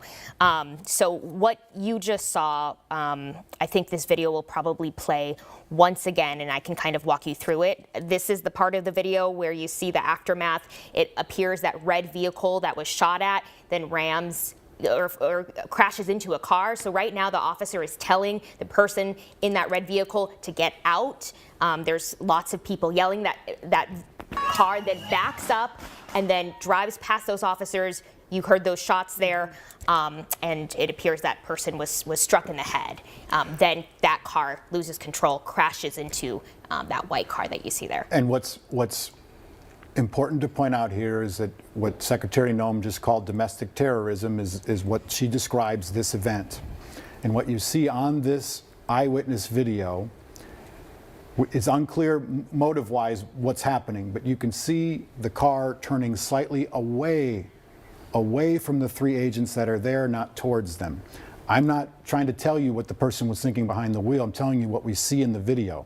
Right. The person is trying to flee as an officer's trying to get into the vehicle. Right, and that's another important point, is that there is an officer that's actively trying to get into that vehicle. Then you see that they are asking the person to get out of the car, get out of the car. The Honda Pilot's the one in question right there. Exactly. Then they back up. And go to the right. You hear those shots as they pass by that officer. You can also, if you take a closer look, you can see that officer with that gun put his gun or her gun away, and then that vehicle loses control, it seems like. And it seems to accelerate at the back half of the video after those shots are fired. And thank you for showing it, and we appreciate you diligently combing through it, getting the audio right so that we can actually air it on public airwaves here. Thank you, Sammy. Appreciate it. We also have the man that actually shared this video initially on social media, Max Nestorak, who is a reporter with the Minnesota Reformer, is the first one to post that video on social media. He was on the scene this morning, and we have him live with us now on the air. Max, thanks for joining us this morning. Thanks for having me on. So Max, can you set the scene a little bit? Can you tell us where you got this video, and if you had a conversation with the person who shot the video, what they had to say about it? Yeah, so I was on my way to the scene to support my colleague Maddie.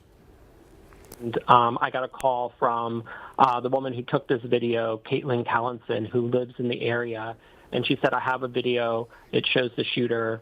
Can I share it with you? And I said, yes, please do. So she sent it to me, and I had her walk me through what she saw. And she said she was out on a walk in her neighborhood when she saw an ICE vehicle stuck in the snow. More ICE vehicles arrived, and bystanders started to blow their whistles in protest. You know, we're seeing residents of Minneapolis on patrol watching for ICE activity, and so they sounded the alert in protest, which drew a bigger crowd. And that's when she said, the driver of this Honda Pilot, the SUV, pulled up and parked perpendicular on Portland Avenue, blocking the ICE vehicles. And from there, that's where the video starts, and we see officers approaching the driver's side door, telling the person to get out, the person trying to, hitting the gas, beginning to leave, and then the shots fired. I asked her if she had armed, could she see a weapon, and she told me no. What she saw was the driver had her window down, but then rolled it up as she was trying to follow orders to leave. I also asked if she had seen a immigration enforcement action taking place. Did they arrest anybody? Was anybody detained? She said no, there didn't appear to be a target in this operation. There was just, neighborhood outrage at the presence of ICE vehicles, and that's what drew people onto the streets. So the person you spoke with, the witness, said that the impetus of this entire situation was that an ICE vehicle was stuck in the snow? That was my intention. That was my understanding, is that, this ICE vehicle stuck in the snow. There's other vehicles that come up to support And I think that's what we heard from a federal official, and then these neighborhood residents began to sound whistles, right? Drawing bigger crowds. And Max, do you know if there was anybody else in the car? The mayor seemed to think, or the chief, that she was in the car alone at the time. Did your witness confirm that? That's my understanding as well. I've not heard about another passenger. The other thing that Caitlin Callinson, the woman who took the video, told me is that there's just a lot of chaos afterwards, and of course you can see that from the video, but that ambulance and fire trucks struggled to get through because of the ICE vehicles in the road, so first responders had to walk around on foot to try to administer first aid. But given the close range of the shots, it was unclear what if anything, those first responders could do. We did hear from the chief that she was shot in the head, and you can see those agents are right next to her car, so that would have been close range. The one other rumor that we're hearing is that there was a man who tried to approach the vehicle saying he was a doctor and asking if he could render aid, and that he was turned away. Did she have any insight on that? No, but my colleague, Maddie McVan, talked to another witness who did say that there was a person who identified themselves as a physician, was hoping to get through to be a help, and was turned away. The witness who shot this video, what did they say they heard at the time leading up to the shooting? Because context is incredibly important right here. How long was she there blocking Portland, which is a one-way street? And do you remember what the witness told you, what perhaps the agents were saying or yelling at the driver of that Honda Pilot just before she sped off?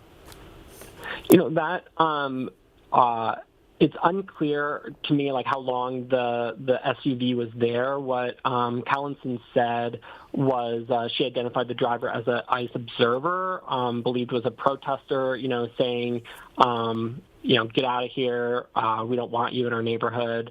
And then, as we can see in the video, an officer comes up and says, "Get the F out of the car." Mm-hmm. Right. Yeah, you can hear that on the video. So, Max, you were listening in on the press conference, and I ask you this because you've been on the ground. You did some phenomenal reporting during the George Floyd aftermath and those riots. And I'm just wondering, when you listen to that press conference, I personally have never heard any city or state officials speak.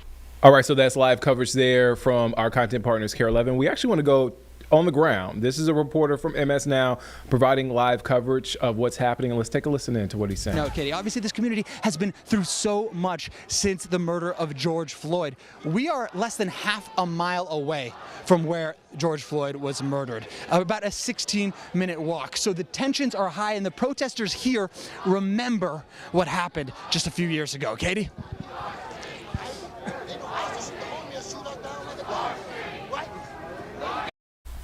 All right, so that's our reporter there, MS Now, giving us some updates and some context of what's happening there.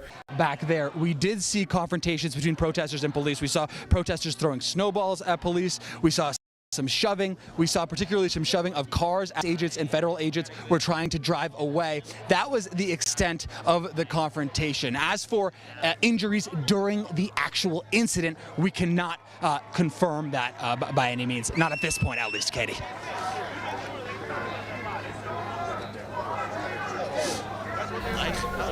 All right, so that's that reporter there from MS Now giving us some context, giving us coverage there of that ICE-related shooting there in Minneapolis. Again, we heard from the mayor earlier, Minneapolis's mayor. His message to ICE: get the expletive out of the city. Again, this comes after an ICE agent shoots and kills a woman. Press conference just moments ago. We'll have more coverage of this, but first, let's go to break. We'll be back here in just 2 minutes here on Live Impact News on WCNC Plus.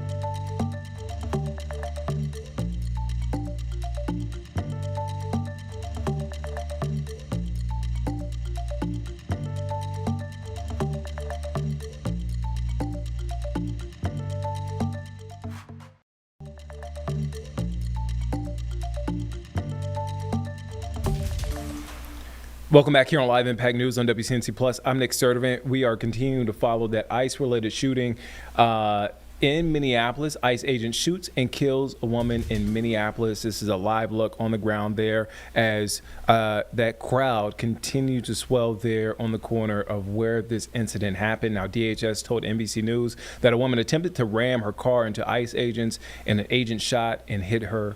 However, there are numerous video posts circulating on social media that are challenging that DHS narrative, showing that interaction. You saw some of that interaction there as we dipped into that live coverage from KARE 11. Now, a witness told KARE 11 that the victim was trying to flee from ICE agents when she was shot dead.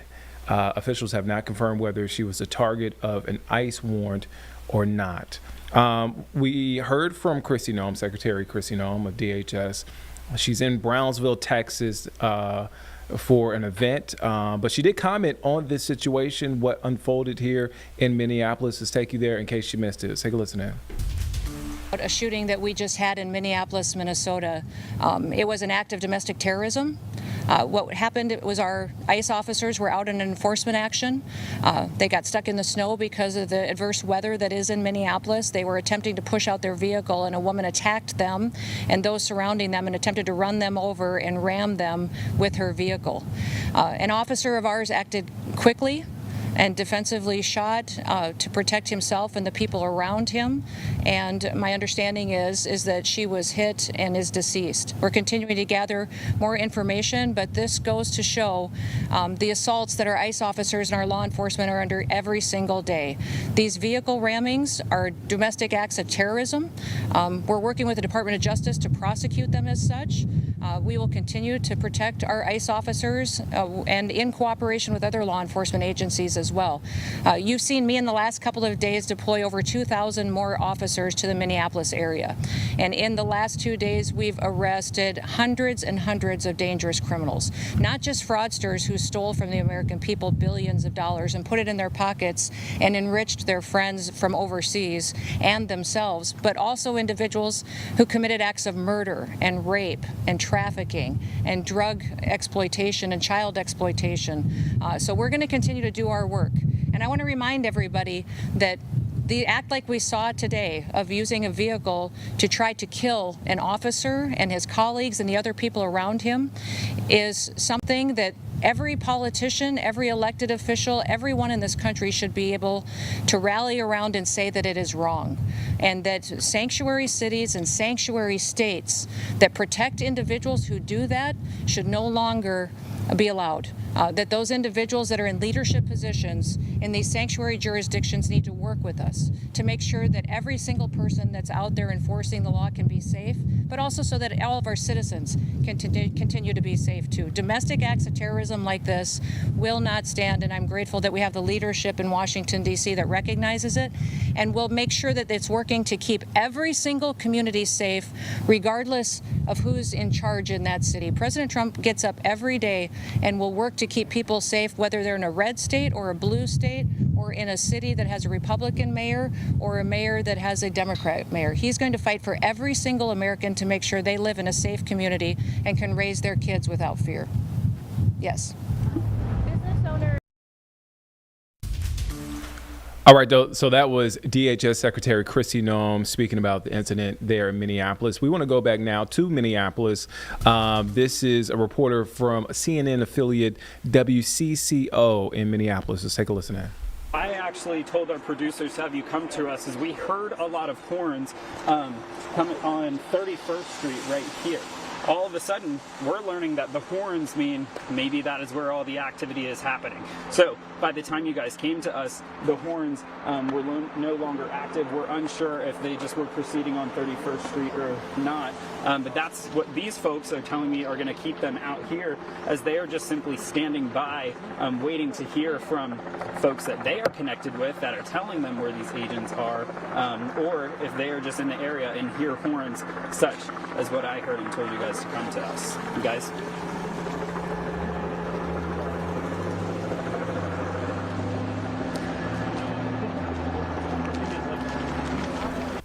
So unclear where this reporter is. He may be at another scene. It appears he's at another scene, but this is the scene. This is where a lot of the attention is there in Minneapolis. You heard from Secretary Noem, who said that the woman rammed her car into ICE agents, and following that, an agent shot and hit her. Well, there are conflicting reports because numerous video posts circulating on social media are challenging that DHS narrative. Several graphic videos showing the interaction between the vehicle and agents and the moments shots are fired before the vehicle crashes. A witness told KARE 11 that the victim was trying to flee from ICE agents when she was shot dead. Officials have not confirmed whether she was a target of an ICE warrant or not.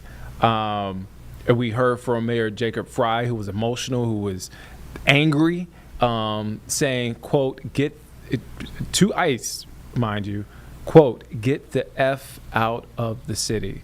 So that's what he said, and this is a look at that scene, and that is a look at the damage, the aftermath after that shooting.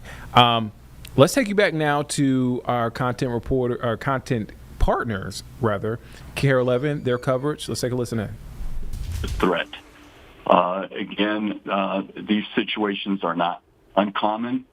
The officer, regardless of whether the driver was driving, trying to turn to the officer's left, as it appears, it's going to be analyzed. How quickly did this occur? Again, viewing the videos from the angles that were taken, it does appear that the officer was in imminent danger. We're talking about split seconds here. So the question ultimately, will be settled by what was the officer's reasonable belief regarding whether or not his life or the life of others were in imminent danger.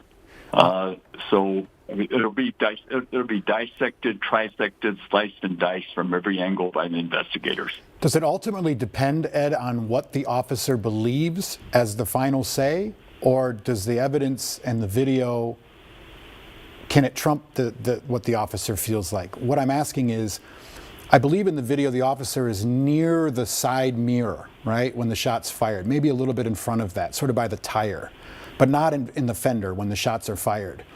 I could be wrong, but that's what I saw in my couple of glances at the video. So if the officer is in fact out of harm's way, meaning even in 0.1 second out of harm's way, and the car is moving past the officer when the shot is fired, if the officer still felt like his or her life was in danger, would that qualify a correct use of force? Am I clear with that? Yes, I think I understand what you're asking. From my angle, it appears that the firing officer was just feet away, directly in the path of the vehicle as it suddenly accelerated. The shots were, from what I understand, fired through the windshield. So it wasn't a sideways shot like through the driver's side window. Again, from the angle of the videos that I saw, it does appear that the firing officer was in the direct path of the vehicle before the vehicle started moving towards the right. The officer may have been hit as well by the vehicle, actually. Mm-hmm. The officer may have actually been struck. Yes, exactly. But we can't tell from any of the videos that I reviewed.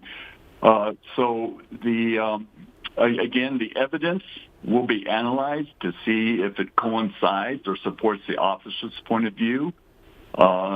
It's not uncommon where an officer will relay and explain why his or her use of force was reasonable despite the evidence showing otherwise.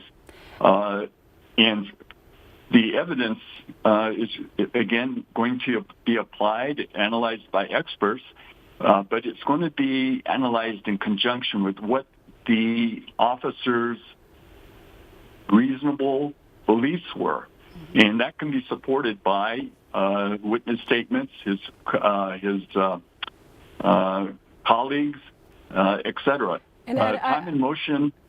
If I could just interrupt for a second, Time and motion, yeah. It's important to note that that's one angle, maybe two. There are a couple videos circulating.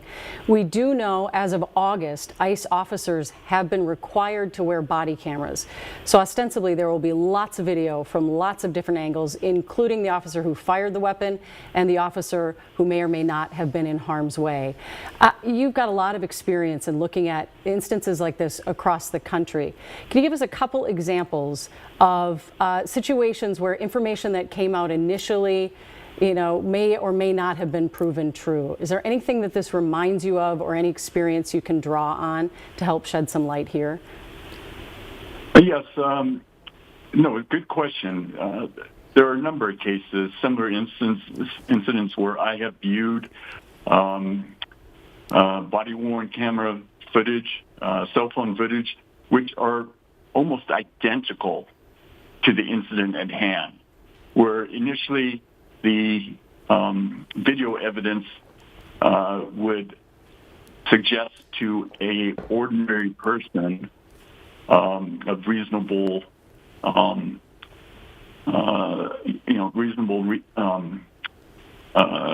wisdom, if you want to call it, common sense, that the shooting was not justified.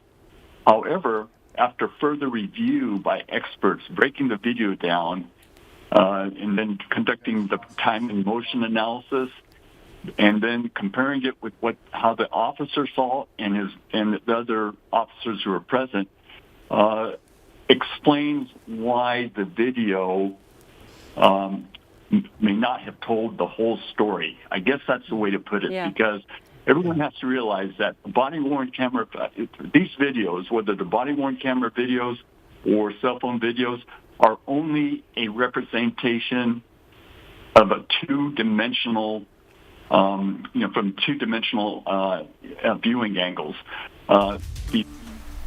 All right, so we are continuing to follow that ICE-related shooting there in Minneapolis. So as I mentioned before, we heard from Mayor Jacob Frey, who was very angry, very emotional, and basically called out the narrative from DHS about that woman ramming her car into ICE agents. Let's take a listen into what the mayor had to say earlier. They're ripping families apart. They're sowing chaos on our streets, and in this case, quite literally killing people. So they are already trying to spin this as an action of self-defense. Having seen the video of myself, I want to tell everybody directly, that is bullshit. This was an agent recklessly using power that resulted in somebody dying, getting killed. As soon as it happened and we learned of the incident, we had several priorities.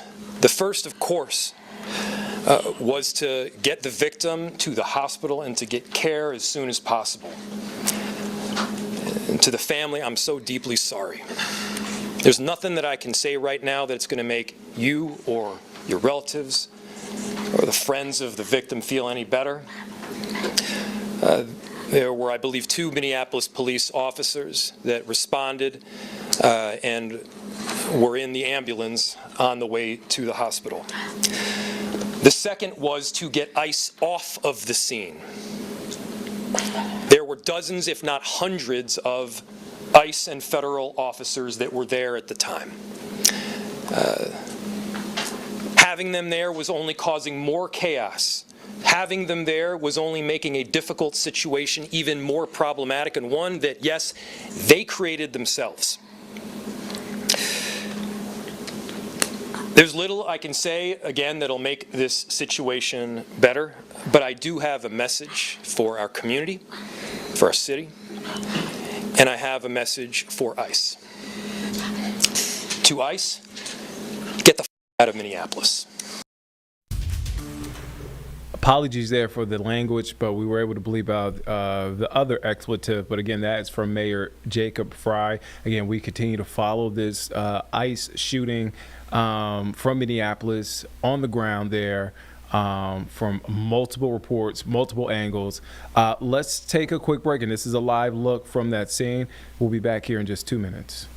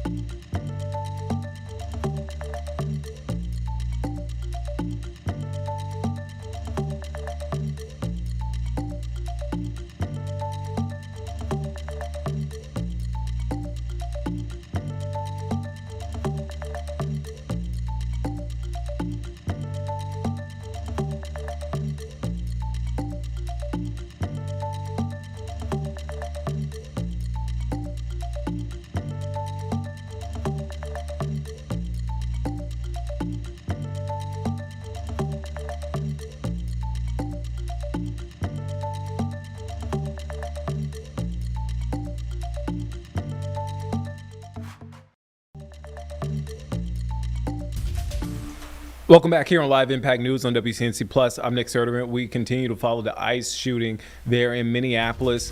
This is a live look at the scene. You can see a tow truck towing away one of the cars from this incident.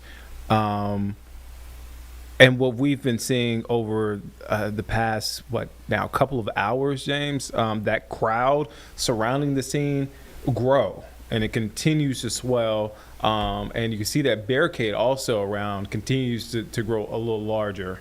So we are coming up on an NBC special report with more coverage from this shooting there. Again, we heard from Secretary Kristi Noem, who said that a woman in the car rammed into ICE agents. But however, there are conflicting reports from social media posts, also from the mayor of Minneapolis, telling ICE to get out of his city. Again, a lot of emotion there, a lot happening there. Let's take you now to the NBC special report from Minneapolis.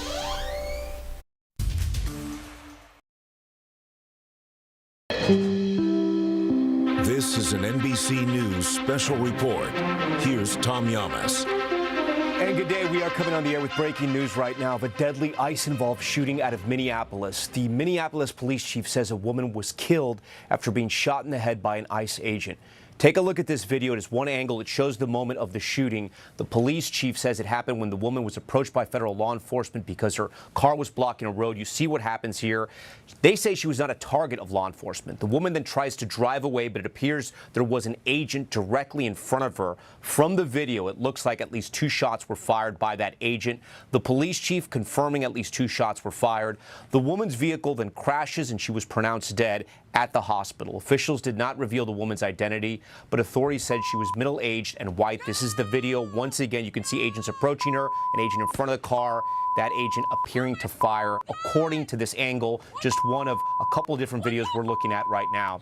The Department of Homeland Security saying in a statement, quote, "Today, ICE officers in Minneapolis were conducting targeted operations when rioters began blocking ICE officers, and one of these violent rioters weaponized her vehicle, attempting to run over our law enforcement officers in an attempt to kill them, an act of domestic terrorism." Again, that's coming from the federal government. An ICE officer fearing for his life, the lives of his fellow law enforcement enforcement and the safety of the public fired defensive shots. The alleged perpetrator was hit and is deceased. Thankfully, the ICE officers who were hurt are expected to make full recoveries. City officials holding a news conference in the last hour with the Minneapolis mayor, Jacob Frey, sending a strong message to ICE, telling them to leave Minneapolis now. Take a listen. To ICE, get the out of Minneapolis. We do not want you here. Your stated reason for being in this city is to create some kind of safety, and you are doing exactly the opposite. People are being hurt. Families are being ripped apart. Long-term Minneapolis residents that have contributed so greatly to our city, to our culture, to our economy are being terrorized, and now somebody is dead. That's on you. At the same time, Homeland Security Secretary Kristi Noem addressed the shooting at a separate news conference near the border in Texas, calling it an act of domestic terrorism. Let's take a listen. So a couple of questions there. You asked about a shooting that we just had in Minneapolis, Minnesota. It was an act of domestic terrorism. What happened was our ICE officers were out in an enforcement action. They got stuck in the snow because of the adverse weather that is in Minneapolis. They were attempting to push out their vehicle, and a woman attacked them and those surrounding them and attempted to run them over and ram them with her vehicle. An officer of ours acted quickly and defensively shot to protect himself and the people around him. And my understanding is that she was hit and is deceased. Want to be very clear here. So far from the videos that we have seen, and we will keep showing them here, that is not exactly what has happened from the videos that we have seen. From the videos that we're seeing here, ICE agents approach a vehicle that is blocking them. The woman reverses. There is an ICE agent clearly in her direction, and it appears that ICE agent fires at least 2 shots at the woman, killing her. Again, the woman sped off. She was in the line of sight directly in front of that ICE agent. She did not stop her car. The ICE agent fired. She crashes her vehicle. Again, there are several different angles of this incident right now. We are looking at all of them, and we're giving you all the information we have at this hour. I do want to bring in NBC News senior Homeland Security correspondent Julia Ainsley. Julia, this just speaks to sort of the heightened level of intensity that is happening there in Minneapolis. We know that since at least December, according to NBC News, 1,400 people have been arrested in these ICE operations. What was happening today, do we know, in that area before this happened? Well, they had targeted this area, again, for more ICE operations to build on that 1,400. So many of the arrests have been made just since Sunday, when ICE sent over 2,000 agents to Minneapolis area. And today was the day Border Patrol also started an increased presence and operations in Minneapolis. So tensions, Tom, were already high before this incident took place. And of course, it comes after the Trump administration has fired back at Governor Tim Walz. In that statement from the Department of Homeland Security about this incident, they blame Walz and the city's sanctuary policies for incidents like these. But as you can see very clearly in this video, Tom, it does not appear that this person sought out these officers. They are coming to her car. As she goes into reverse, we see, of course, from the back of the car, so it's not clear if the officer at the hood of the car could have thought that he was moving closer to her before she attempted to turn her wheel. But I've been speaking to senior DHS officials who are familiar with ICE's training, and the way they train federal officers really across the government is that they are only supposed to use their weapons and fire at a person if there's an immediate threat of injury or death. And so typically, an incident like this would be investigated to determine if the officer used his or her weapon because the bar had reached that height. Instead, what we're seeing today is very quick dissemination of information, both from DHS in terms of statements and from Secretary Kristi Noem, quick to say this was an act of domestic terrorism and that it builds on what they say is an increase in threats and assaults on ICE officers, only ratcheting up the tension further between federal law enforcement and city leaders in Minneapolis and Minnesota. Yeah, Julia, we've covered a lot of these cases where someone is in a car and the car is approaching a police officer in that manner, whether at a high speed. We'll learn more exactly how fast they were going, and the car is considered a lethal weapon. Courts have upheld that. In this case, it appears, again, from this video, she is clearly moving forward. There is an ICE agent in front of her. It is for experts, and I'm sure at some point maybe even a court of law to look at this and say, was the ICE agent in the right? Was his life threatened? Was this driver in the wrong in not stopping, not surrendering when they were trying to get into her car and try to open her door? I do want to bring in Jim Cavanaugh right now. He is a retired ATF special agent. He's one of our NBC News analysts. Jim, you know, we are seeing one angle. There's another angle out there as well. But from what you can see in this video, what exactly happened here? And I know it is very, very early, and maybe even too early to sort of ask the question of who was right and who was wrong. But what are you seeing here with your eyes? Well, we're seeing a person who was, you know, being stopped in the street. Her vehicle's across the street, and ICE agents are trying to talk to her. There's an agent right next to the driver's window, Tom, trying to talk to her. And she accelerates to escape, apparently. You know, we don't know her exact motivation, but to leave, to not comply with the officer's demands. There's another ICE agent, though, in front of the SUV. And what it will hinge on is the officer's belief, who fired the shots, the one who's in front, that he believed he was under threat, imminent threat of death or great bodily harm by being struck by the vehicle. Now, I think what's critical in the case is going to be the angle of shot. For example, if the shots are through the side driver's window, the side window, then, you know, that's not really justifiable use of force because the car is passing you. But if they're from the front, and from some of the bullet hole photographs I've looked at online, there appears to be one through the windshield, the front of the windshield, you know, just directly on the driver's side fender, and a couple more that may be bullet holes right below that in the body. And they said the officer fired 3 times. You know, this puts him more directly in the path of the vehicle. He has a millisecond to decide if he's going to be run over or not. And then, Jim, I guess the critical question is, Jim, the critical question is, what is most law enforcement training if that vehicle indeed was in front of him and heading towards him? No, you use deadly force because you don't want to be run over. So you're justified to use deadly force to stop the action from running you over or hitting you. Even if you're hit with the headlight or the front fender, you could be seriously injured. Now, that's not to say it was justified. We don't know exactly, Tom, because the body-worn cameras of the ICE agents have to be analyzed. The statements of the agent, and especially the agent who fired his weapon, has to be analyzed. The witness videos have to be looked at. There has to be measurements. Everything has to be looked at carefully. But if it's reasonable that he thought he was going to be run over and he's being assaulted and maybe run over, you know, he can use deadly force. Tom, a lot of times people say, oh, well, he didn't think he was going to be run over. But when you're the person that's going to be run over, right, you know, it's a millisecond you have to decide. It is still very early, and tensions are still very high there in Minneapolis, and I'm sure we're going to learn much more in the minutes and hours ahead as we continue to cover this throughout the day here. We're going to stay on top of this. This is going to conclude this NBC News special report right now. We're going to have much more ahead on NBC News Now, online at NBCNews.com, and a full wrap-up tonight on NBC Nightly News. We will come back on the air when events warrant it. I'm Tom Yamas. We thank you for watching it. And we want to come back here at home, and we want to take a quick break. We'll be back here in just 2 minutes here on Live Impact News on WCNC Plus.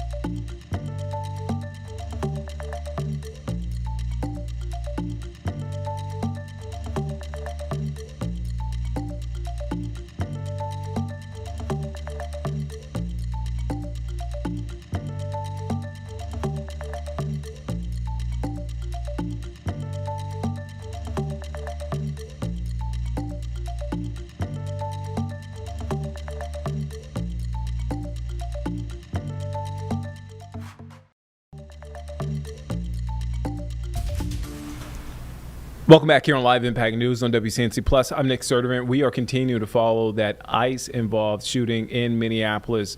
The scene's still there. A tow truck is there.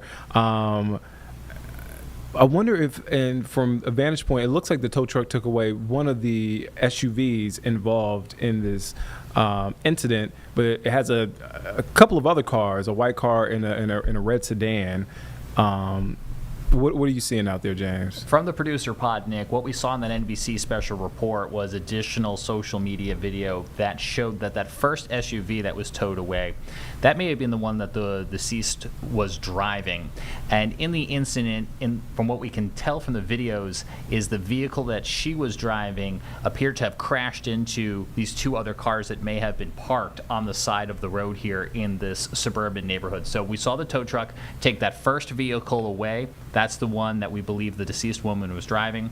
And now it looks like the tow truck is working on picking up two other vehicles that maybe weren't involved in the incident, but were damaged during the incident. And that's what we see playing out right now here on the suburban streets of Minneapolis. Go ahead, Jeb. I know you were looking to weigh in. Well, no, I mean, I was just gonna double down on what James was saying. I mean, you kind of see the response right now.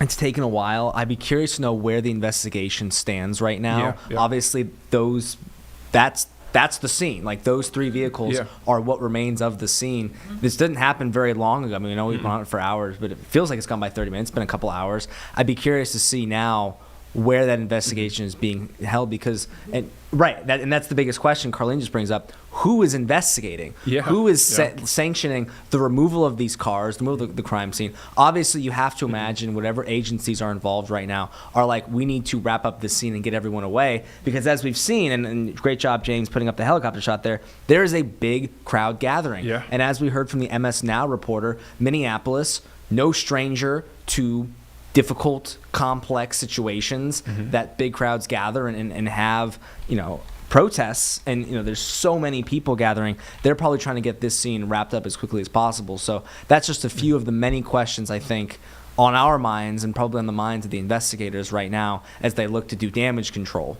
And just to add to what that MS Now reporter said, not far from that was crazy George to Floyd. me. A 15-minute walk. 15-minute walk there. The live pictures there, one from the tow truck and the ground perspective, the other on your right, aerial view from the helicopter. You see there so many people gathered around, and so many more people from when we initially. I was going to say it's growing. It's growing. It's growing. So a lot of folks there. There were tense moments out there. There was a confrontation there a little over an hour ago, but we haven't seen much else per chance. And I think it's important to note that, yes, we saw one agitator who was disrupting the crowd during the actual press briefing from the mayor and the police chief.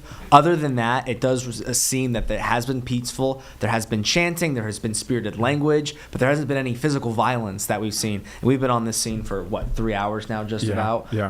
So that has been, as I'm sure leaders in Minnesota would agree, a welcome sight in what is otherwise just a very, very complicated and sad situation. A sad situation, complicated situation, as you mentioned, Jeb.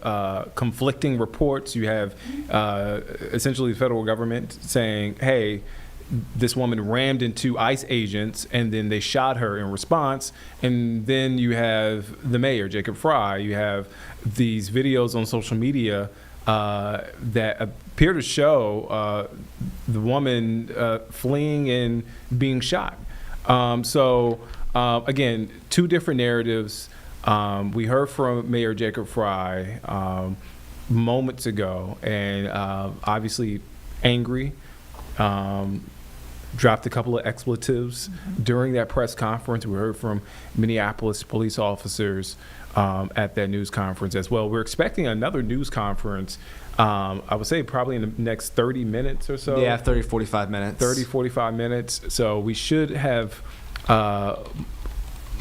more updates, possibly, again, who is doing the investigation, maybe a name the questions that we normally have. Right, and I want to bring up, Nick, because I think this is so interesting. You know, we obviously have never covered an instance quite like this. I mean, this is a very unique situation. Something that I found very interesting, having covered situations similar to this, is how quickly we're getting information. So you have video of the incident flying around, multiple angles of the incident flying around social media. You have DHS responding immediately. Kristi Noem has gone on record, on camera, responding to this immediately. In Brownsville, Texas. Right, exactly, from states away, meaning she's been briefed. They're getting on top of it. Mayor Jacob Frey and the police chief in Minneapolis, he's been on top of this. So how quickly we've been able to get it. We're getting another press conference within the next 30 to 45 minutes. They've already put that down. So we have instances like this where it takes forever to get information, sometimes days. You know, and I'll bring a local something. You know, we had this Mint Hill officer-involved shooting a couple weeks ago. There was no information on that, right? And I understand this is a federal, it's different, but that's more traditional to what we expect from a case like this, like for investigations to happen, for the processes that need to take place. This is moving extraordinarily quickly. And I think a lot of it is due to there is video going around. The video is very, very difficult to watch. The video paints just about as much of the picture as I think you're going to get from a video. Obviously, in Minneapolis and Minnesota, there is a greater emphasis on transparency from law enforcement officials, both at the federal and local level. But I think as we watch this unfold in live time very quickly, it has been very interesting to see what's going on. We're getting a lot of answers quicker than we usually do. So I would caution patience, and for folks who are online looking for information, going on Twitter, to understand that you're going to see a lot of things. There's going to be a lot of misinformation, a lot of crazy things that you're going to be reading that are coming through. So we're here trying to vet that information and keep up with it as quickly as we're getting it. Yeah, great point there, Jeb. Again, we're getting a lot of information, but also be patient with the information and the questions that we don't have. That's why it's important to stick with us here on Live Impact News. I believe we have the full press conference from earlier from Minneapolis Mayor Jacob Frey, from other officials there in Minneapolis, from a little over an hour ago, but we want to play it back in case you missed it. Let's take a listen to it. We collectively are going to do everything possible to get to the bottom of this, to get justice, and to make sure that there is an investigation that is conducted in full. But what we do know is that a 37-year-old woman is dead and that she was shot by ICE. We've dreaded this moment since the early stages of this ICE presence in Minneapolis. Not only is this a concern that we've had internally, we've been talking about it. They are not here to cause safety in this city. What they are doing is not to provide safety in America. What they are doing is causing chaos and distrust. They're ripping families apart. They're sowing chaos on our streets, and in this case, quite literally killing people. So they are already trying to spin this as an action of self-defense. Having seen the video of myself, I want to tell everybody directly, that is. This was an agent recklessly using power that resulted in somebody dying, getting killed. As soon as it happened and we learned of the incident, we had several priorities. The first, of course, was to get the victim to the hospital and to get care as soon as possible. And to the family, I'm so deeply sorry. There's nothing that I can say right now that's going to make you or your relatives or the friends of the victim feel any better. There were, I believe, 2 Minneapolis police officers that responded and were in the ambulance on the way to the hospital. The second was to get ICE off of the scene. There were dozens, if not hundreds, of ICE and federal officers that were there at the time. Having them there was only causing more chaos. Having them there was only making a difficult situation even more problematic, and one that, yes, they created themselves. There's little I can say, again, that'll make this situation better, but I do have a message for our community, for our city, and I have a message for ICE. To ICE, get the f*** out of Minneapolis. We do not want you here. Your stated reason for being in this city is to create some kind of safety, and you are doing exactly the opposite. People are being hurt. Families are being ripped apart. Long-term Minneapolis residents that have contributed so greatly to our city, to our culture, to our economy are being terrorized, and now somebody is dead. That's on you. And it's also on you to leave. It's on you to make sure that further damage, further loss of life and injury is not done. We're going to be working towards justice as quickly as we possibly can right now, and justice is what we've all got to get. Next, a message to our community. Look, we all know that the agenda of this Trump administration is to create chaos. Let us respond right now with our best versions of self. This is a moment where all of us in Minneapolis and beyond, we can rise to the occasion. We can show them who we are. We can show them the kind of courage, bravery, love, and compassion that makes Minneapolis, Minneapolis, and that makes America, America. We are better than a bunch of ICE agents being deployed to cities around the country and ripping apart families and communities. We're better than that. And so we are going to meet that hate with love. We are going to meet that despair with hope. We are going to meet that injustice with constitutional justice ourselves. And we're going to make sure that in this very difficult moment, we do not take the bait that these ICE agents are trying to create and that the federal government, to be clear, wants. They want us to respond in a way that creates a military occupation in our city. They want an excuse to come in and show the kind of force that will create more chaos and more despair. Let's not let them. Let's rise to this occasion. Let's show them something far more beautiful than the kind of division that they're trying to stoke.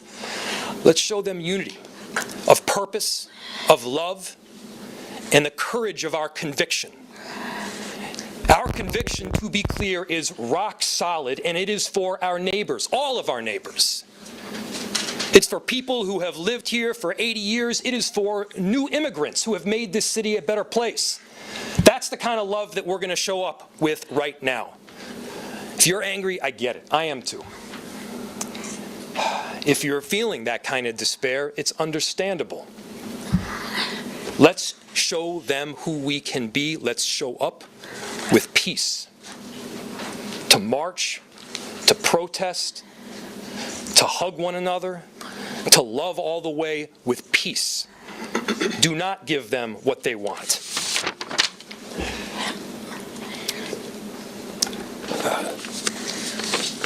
Finally, we've got a lot of work that needs to happen right now to make sure that, first, of course, the scene was secured as much as possible, that we were able to get the victim, now deceased, to the hospital. We've got a lot of work to do in the coming days. I want to thank our city enterprise for the work that they have done, but more importantly, what they're about to do, because this is going to be heavy and our city has been through a lot. We also know that we're prepared to do right for people. Among them is our chief of police, and I'll invite him up. My name is Brian O'Hara, B-R-I-A-N-O''H-A-R-A. I am the Minneapolis Police Chief. This morning, Minneapolis police officers received a report of federal law enforcement being involved in a deadly force incident, meaning shots had been fired. Minneapolis police officers responded to the scene. We arrived and found a woman with a gunshot wound to the head. Life-saving measures were performed at the scene, including CPR. The woman was transported to Hennepin County Medical Center, where she has since been pronounced deceased. The preliminary information that we have indicates that this woman was in her vehicle and was blocking the roadway on Portland Avenue, midway between 33rd Street and 34th Street in the city. At some point, a federal law enforcement officer approached her on foot, and the vehicle began to drive off. At least 2 shots were fired. The vehicle then crashed on the side of the roadway. Minneapolis police officers secured the crime scene and assisted in trying to preserve the evidence that is there. We have since turned over the scene both to the Federal Bureau of Investigation as well as the Minnesota Bureau of Criminal Apprehension, which will be conducting an investigation into this use of deadly force. I want to thank the mayor, city council president, other members of the city council, state legislators that were on the scene. This has been a very difficult time for everyone in the city, and this is obviously a very, very tragic situation where a woman has lost her life. That being said, in addition to this tragedy, which unfortunately we did predict, we were seriously concerned about further escalation from the scene. And I want to thank the elected officials that came themselves to help us prevent that from happening, as well as the individuals on that scene that remained peaceful and that abided by law enforcement instructions so that we could preserve that scene and ensure that a full and transparent investigation can take place. That being said, I just echo the mayor's comments that we ask that the community continue to call for peace. We understand people are going to be upset about what happened, and people are going to want to exercise their First Amendment rights. But please do so safely and lawfully to ensure that we do not have any further tragedy in this city or destruction. Thank you. Thank you, Chief. Thank you, Sheriff. Thank you, council members. Commissioner, I'll open it to questions.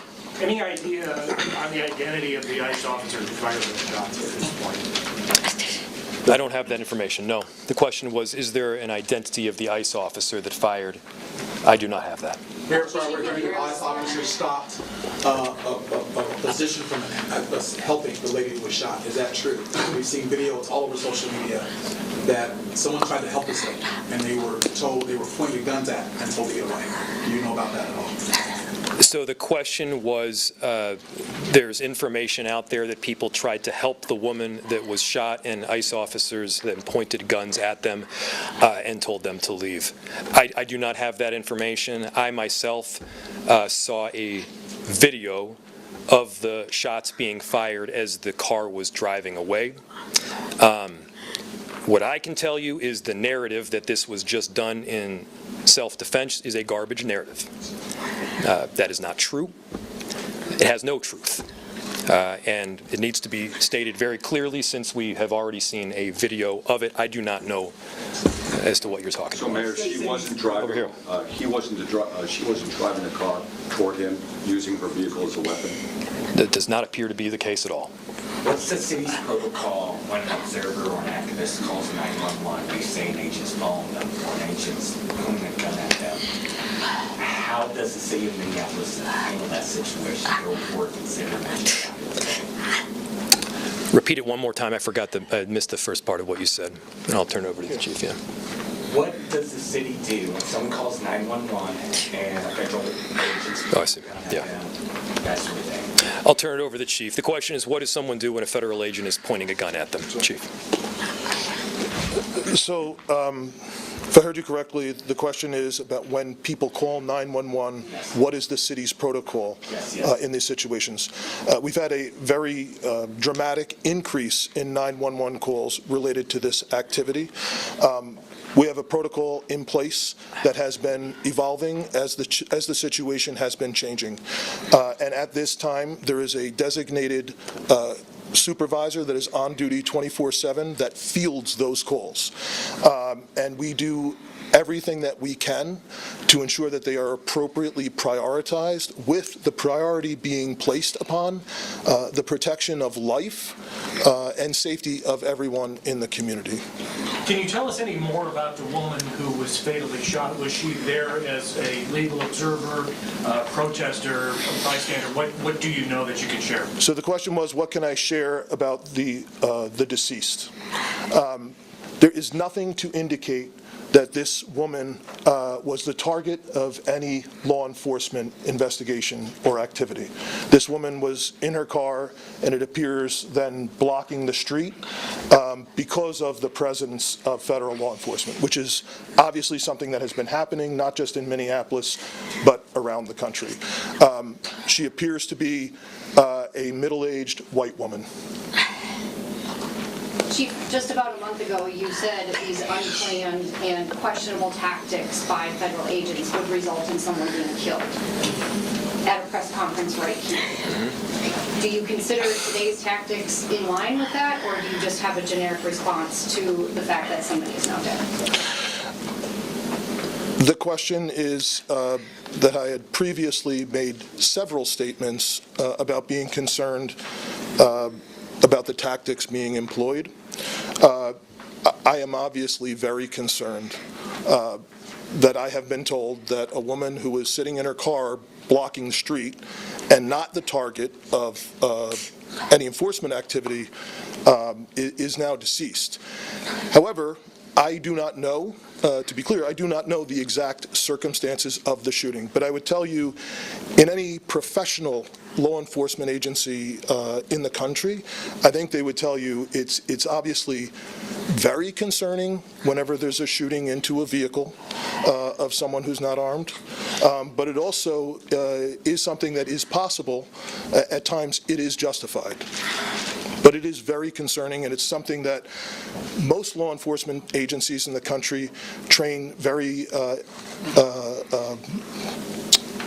intensely to try and minimize the risk that law enforcement officers get placed into a situation that the need for deadly force would be necessary. Has there been any indication of that need in this case?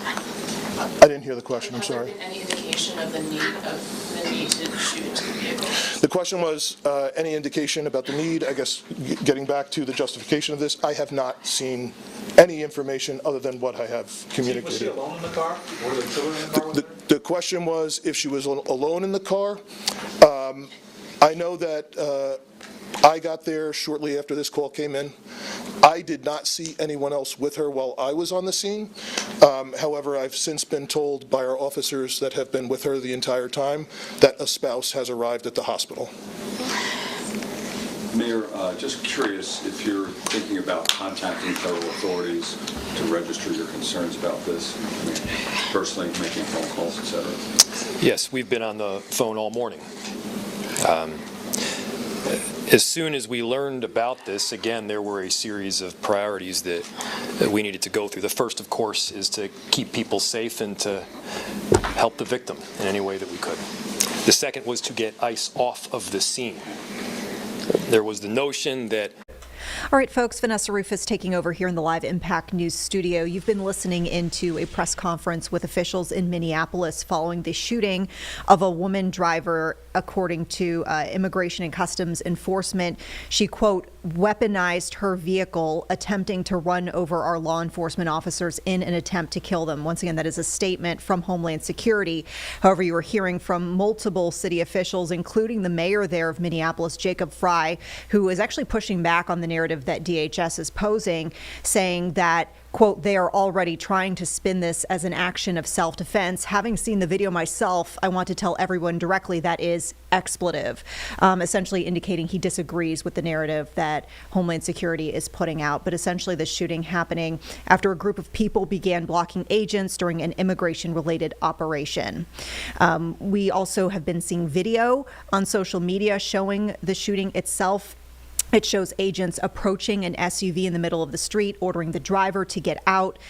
An agent grabs the driver's side door handle, the car reverses, drives forward. An agent standing near the front of the vehicle appears to draw a firearm, fires 3 shots. The vehicle crashes into a parked car and hits a light pole. As you've been seeing live images here, big gathering underway, and in the last several moments we've been seeing some movement of barricades which had been placed to keep folks away from the crux of the scene. You can see those barricades being put away. With that, we want to turn you back to our news content partners in Minneapolis, KARE 11. They've been in continuous coverage since all of this began. We want to send you over to that. We'll hop in, of course, with anything big and breaking. Soon, Julie. Thank you, Joe. Appreciate the report. If that chopper can zoom out a little bit, I want to be very, very clear to the people at home that this is not a massive citywide protest right now. This is one intersection with maybe a couple hundred people, 100, 200 people maybe in that area. But the language that we are hearing is getting a lot more divisive and a lot more frustrating towards law enforcement. They're asking them to go kick ICE out. They're asking them to go arrest ICE. They're asking them to go arrest the shooter. That's what they're saying in that little pocket right there. We also have Ian Russell, who has been covering this story all morning for us. He was on the ground first out there at Portland and 24th. Ian, can you hear me right now? Are you on with us? Oh, excuse me. Okay, I thought we had Ian Russell ready to rock. And Chris, I want to correct myself. They're removing the barricades, right, not necessarily around the crime scene, but they had obviously cordoned off that intersection. You can't see right now where that car crashed, but they are opening up Portland, it looks like right now. That's Portland at 34th. And I think you do make a good point. That is a sizable crowd, a passionate crowd, but it is still remaining peaceful and right, mostly just chants at this point. And what's so important, if I may, is the fact that it is a crime scene, right? They're not just protecting, they're not standing there for no reason. They have to protect the evidence in that area. There are gunshots that were fired, there's the car that crashed, there's all sorts of things happening in that area. So they not only have to do crowd control right now and keep, try to keep people calm and relaxed, but they have to preserve that area, which is why we saw FBI agents out there, not even an hour after the shooting, taking measurements, taking photos, and doing what they do on death crime scenes. So we know this will be a federal investigation. Mary Moriarty has made it clear. The BCA is also on the scene, so the state will be investigating as well, and Mary Moriarty may bring charges in Hennepin County if merited. There are so many moving parts and different agencies involved in this because it was an ICE agent who was involved and the shooting was here in the city of Minneapolis. Again, if you're just joining us, a woman who's 37 years old was in a car and on Portland Avenue where there had been an ICE operation underway. She had moved her car to block the intersection. ICE agents approached the car and at some point fired into that vehicle, hitting her twice in the head. She was declared dead at HCMC, and you can see the crowd there at 34th and Portland reacting to that. And again, we do know ICE agents have been removed from that area. So right now, that's local law enforcement you see on the ground. There's also 2 videos going around on social media. And folks, Vanessa Rufus just breaking in here for just a few moments as we're learning of even more coverage to come, more elements to come in this story. We're hearing the governor is set to speak in just a few minutes, Tim Walz, and so you can see the podium is set up. Looks like reporters there and photographers are kind of getting their mics situated, doing audio checks. So maybe in the next 10 to 15 minutes or so, we'll be bringing you over to that podium once we see the governor take it there and give an update. So with that, we'll send you back to KARE 11 for their continuous coverage. And to the left of that vehicle, you've seen the video, that is the minuscule moment of time that matters so much right now. Let's listen. Turning that video as we speak. Okay, good. And let's listen in now. We spoke with Max earlier. Here's what he relayed to us from that witness. And she said she was out on a walk in her neighborhood when she saw an ICE vehicle stuck in the snow. More ICE vehicles arrived and bystanders started to blow their whistles in protest. We're seeing residents of Minneapolis on patrol watching for ICE activity, and so they sounded the alert in protest, which drew a bigger crowd. And that's when she said the driver of this Honda Pilot, the SUV, pulled up and parked perpendicular on Portland Avenue, blocking the ICE vehicles. And from there, that's where the video starts, and we see officers approaching. And folks, we're actually going to pivot away from this to bring you a separate feed that we've been watching on our own live images from that scene in Minneapolis, where it appears folks from the crowd who've gathered at this shooting scene are throwing, it looks like ice or snowballs. And we did see quite a bit of snow on the ground, so seemingly folks have been picking up snow from the ground, forming those snowballs and throwing them at authorities. We don't know all of the authorities who are out here, whether these are, you know, a mix of federal or state, local officials, but we did see in the last several moments the removal of some barricades out at that intersection. And the barricades initially an attempt to, of course, keep folks away from the scene. But within the last several minutes or so, we saw the vehicles involved towed away. And then the removal of those barricades. Now that folks have access to the roadway, seemingly they're starting to go into the street now. And I continue to see those snowballs being hurled at officers. And once again, we don't know, you know, if these are folks with Homeland Security who are, you know, fielding these snowballs, or if these are local authorities. It's difficult to tell from this far up from these aerial shots. Other than that, we can tell you, other portions of the crowd appear to be quiet and peaceful. But this is definitely a kind of a turn in those events. Actually, we're going to turn back now to the continuous coverage, because they are starting to get some different vantage points. Folks who appear to be kicking and hitting these vehicles. Let's listen and see if there's any narrative happening here. Local law enforcement still on the scene. Right. I'm sorry to interrupt you, Julie. I just wanted to know if this was happening as we speak or not. Okay, so this is not what we've been seeing. This is a complete escalation right now. You're seeing the snowballs, the ice balls. I said it earlier, I'll say it again. Ice balls and snowballs are not some innocent play fighting thing. That's like what caused the Boston Massacre. Like this is violence, right? You're seeing them chase officers out of the way. They are now walking/running away from the intersection as we speak. It appears that the growing crowd is pushing law enforcement out of the way, and they are leaving. Trying to leave the scene. It's important to reiterate that Chief Brian O'Hara has said many times they are not involved in ICE operations. Our local law enforcement is simply there in case there is danger to the public. In other words, the crowd starts to get rowdy. There starts to be an escalation between protesters and ICE officers. So they are there only for crowd control. They are never there to assist ICE agents in their operation. So emotions are very high, though, today, no doubt. Well, it's so important. If they're leaving right now and that scene is done, if that crime tape that no longer exists, and the cars that were there, the ones that were shot, still are there, and people are running it over, all that evidence is gone now. It's tainted. We have no idea what is happening at that. I don't know where those cars are in relation to where this video or this live picture is. And we had said earlier there had been a lot of chanting, and there had been very, very little escalation going on in the crowd, except between a couple different people in the crowd. It hadn't been directed to law enforcement until this moment. And although you are not allowed to throw obstacles, no matter what they are, at officers, our hope is that this is as violent, if that's too strong a word, that it gets today, that people can remain peaceful and certainly exercise their First Amendment rights. But well, this is interesting, Julie, too, because there's officers behind the crowd. You see how there's like 100 or 200, and there's police cars in front and behind, almost as if they're giving them space. Or they're being chased out, I don't know.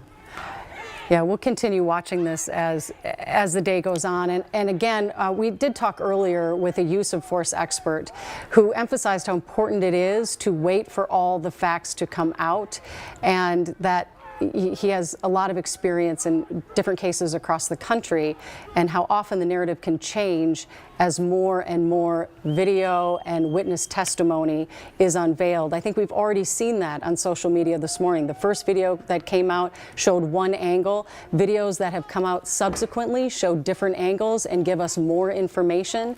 And so no one knows exactly what went down at this moment. We do know a woman was shot and killed. It's a tragedy. We know tensions are high, and they have been. This operation in Minneapolis of ICE agents was the largest ever under Trump. They had sent 2,000 agents here, including about 600 Homeland Security investigators, in light of all the fraud tied to Medicaid that has been uncovered here in Minnesota.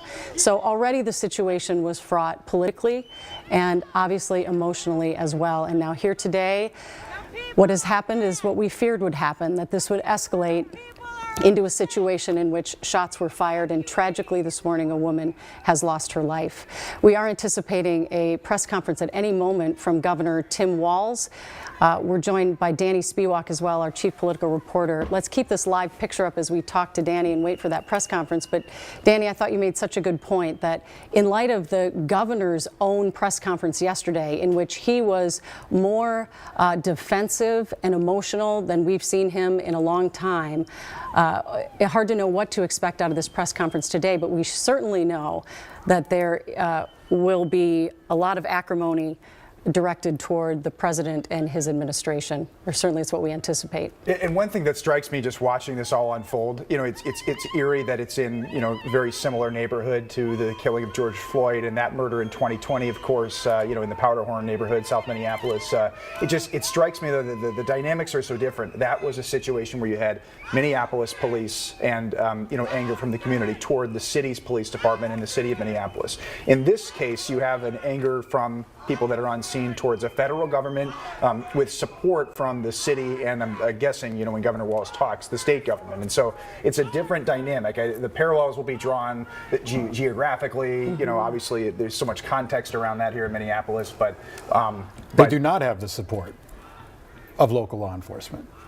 Right, that's what I'm saying. I'm saying that it's a different dynamic because you were talking about criticism of actions by a local department. This is now a federal situation. The dynamics are much different in terms of the interactions between the federal, state, local governments. If that makes any sense. Yes, that's absolutely. what strikes me watching this right now. Yeah, we had already heard the governor talking yesterday about how he felt that the president was attacking Minnesota and that he didn't have our best interests at heart. Of course, very political. We know that people feel very strongly the opposite way as well. But we all knew that the ICE operations here, whether you think they're merited or you don't, there's no doubt that tensions and emotions were rising every time they showed up somewhere to make an arrest. There would be large groups of people, and we had seen interactions between the crowds and ICE agents as well. This was all, this surge, we're to understand from DHS and Secretary Noem, was because of the fraud that had been perpetrated throughout the state in Medicaid, largely from the Somali community. And it's interesting to note that they've said that they've arrested 1,300 people, but it's difficult for us to figure out if that is an accurate number, B, who these people are. They've said it would be the worst of the worst, but it's hard for us to confirm that, even when they give us names and they give us a criminal record. But that's going to be important context before the governor speaks. This is what it stems from, this particular surge in ICE agents. They're saying at the federal level they're coming here because of all the fraud in the Medicaid system, which is closely tied to many in the Somali community. And that set the stage for what we are seeing today as far as why they were coming specifically to Minneapolis in the last 2 days. But it's very difficult because we don't know what the purpose of today's operation was. Correct. And so we don't know why they were in that area of South Minneapolis. We don't know, when it comes to the fraud issue, of course, that was cited as a reason to boost enforcement. We know that much of the fraud defendants who were Somali American were U.S. citizens or were here legally. And so there's so much at play here. It's so difficult to get information in real time. And so, there's a lot going on, I guess, to keep it, to keep it short. A lot of layers, and we want to point out too, the woman that was in that car was not the target of the ICE operation this morning. She showed up, according to the witness that shot that video. Max said the woman in the car, this witness heard the woman in the car yelling things at ICE like, get out. So she was one of those observers that we've seen show up in communities when ICE operations are in effect, but she was not the subject of the ICE operation. So I just ask, what happens next, right? We have this horrific death. You can ascertain who's at fault there, and that'll be litigated, I'm sure. But you have thousands of federal agents conducting immigration raids in the Twin Cities right now. And there's a choice. Do you continue to conduct these raids Do you have warrants? Do you continue to follow the mission and the purpose that President Trump has ran on and was elected on? Or do you heed the warning from the mayor and others and let things cool off and get out of Dodge? Yeah, that'll be interesting. We haven't heard anything. We did get a statement from Secretary Noem this morning about the shooting. She's in Texas now. She was here yesterday, but no word yet on whether or not they're going to stand down on this operation here in Minneapolis. Do we have the statement from Majority Whip Tom Emmer? Because we've been hearing from a lot of local elected Democrats, but I would love to hear what Emmer had to say this morning. Okay, 1 second. And Sammy, I don't know if you want to read that. Yeah, sure. So Tom Emmer on X said, "Our brave ICE agents put their lives on the line every day to protect our communities from dangerous criminals. May God bless and protect them in their efforts. Shame on the elected officials who endanger these agents by spewing lies and hateful rhetoric." We also got some updates. There it is over there on the screen. We also got a recent update from Hennepin County Sheriff who said that their office was not involved in the shooting, nor were they on scene when it happened. Our deputies did respond to preserve the crime scene. We also have some updated statements from Senate Majority Leader Aaron Murphy and House DFL Leader Zach Stevenson. Leader Murphy says she's devastated and furious. A weak president sent ICE agents to Minnesota to sow chaos without regard for human life, and today's killing is the predictable outcome. Leader Stevenson said a woman was shot and killed today by an ICE officer. We're monitoring the situation and gathering the facts, but we know this is yet another dark day for Minnesota as the federal government continues to target our state. So plenty of reaction here. Two things in there we know to be factually true. It is another dark day in Minnesota, regardless of how this all plays out. And also that a woman was shot and killed in Minneapolis this morning, and we have to try, all of us, to remember that and maintain some of our civility and humanity, hopefully, as this plays out. So you can see there are two very strong narratives, each side, and I do think this is politically a relatively recent development that parties at that level and officials at that level come out and say things with such certainty instead of just coming out and saying, let's let this play out, everyone stay calm, we don't have all the facts yet. I feel like we have turned a corner politically where people are ready to kind of stake out their side and do so very publicly and forcefully very quickly after incidents like this unfold. We certainly knew that happened with Mayor Jacob Fry this morning. He has a very clear point of view on what happened this morning. Let's listen in to what he had to say earlier today.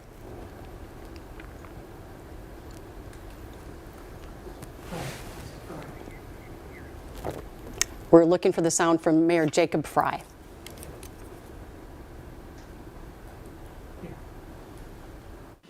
And I have a message for ICE. To ICE, get the fuck out of Minneapolis. We do not want you here. Your stated reason for being in this city is to create some kind of safety, and you are doing exactly the opposite. People are being hurt. Families are being ripped apart. Long-term Minneapolis residents that have contributed so greatly to our city, to our culture, to our economy are being terrorized, and now somebody is dead. That's on you. And it's also on you to leave. It's on you to make sure that further damage, further loss of life and injury is not done. And so that's Mayor Jacob Fry of Minneapolis with condemning words for the ICE agents and for the federal government as to the mission of those ICE agents. There is that, so that's one side that you were talking about, Julie. This keeps reminding me of like a football play, right? And a ref throws a flag. But we're not playing football. This is life and death right here. But you see the truth based on what team you live near, right? The Vikings play the Packers. It's a terrible analogy, but this is how it's playing out, where not even an hour and a half after an incident, you have polar opposites politically telling you what happened in different ways. Well, speaking of that, let's hear from Secretary of the Department of Homeland Security, Kristi Noem, speaking this morning on the shooting from Texas. You asked about a shooting that we just had in Minneapolis, Minnesota. It was an act of domestic terrorism. What happened was our ICE officers were out in an enforcement action. They got stuck in the snow because of the adverse weather that is in Minneapolis. They were attempting to push out their vehicle, and a woman attacked them and those surrounding them and attempted to run them over and ram them with her vehicle. An officer of ours acted quickly and defensively shot to protect himself and the people around him. And my understanding is that she was hit and is deceased. We're continuing to gather more information, but this goes to show the assaults that our ICE officers and our law enforcement are under every single day. These vehicle rammings are domestic acts of terrorism. We're working with the Department of Justice to prosecute them as such. We will continue to protect our ICE officers and in cooperation with other law enforcement agencies as well. All right, so those are the two very clear sides being drawn right now. Police Chief Brian O'Hara also spoke this morning, and he maintained a little more of a middle-of-the-road stance and is, of course, asking everyone to remain calm while this plays out. Let's listen into what he had to say.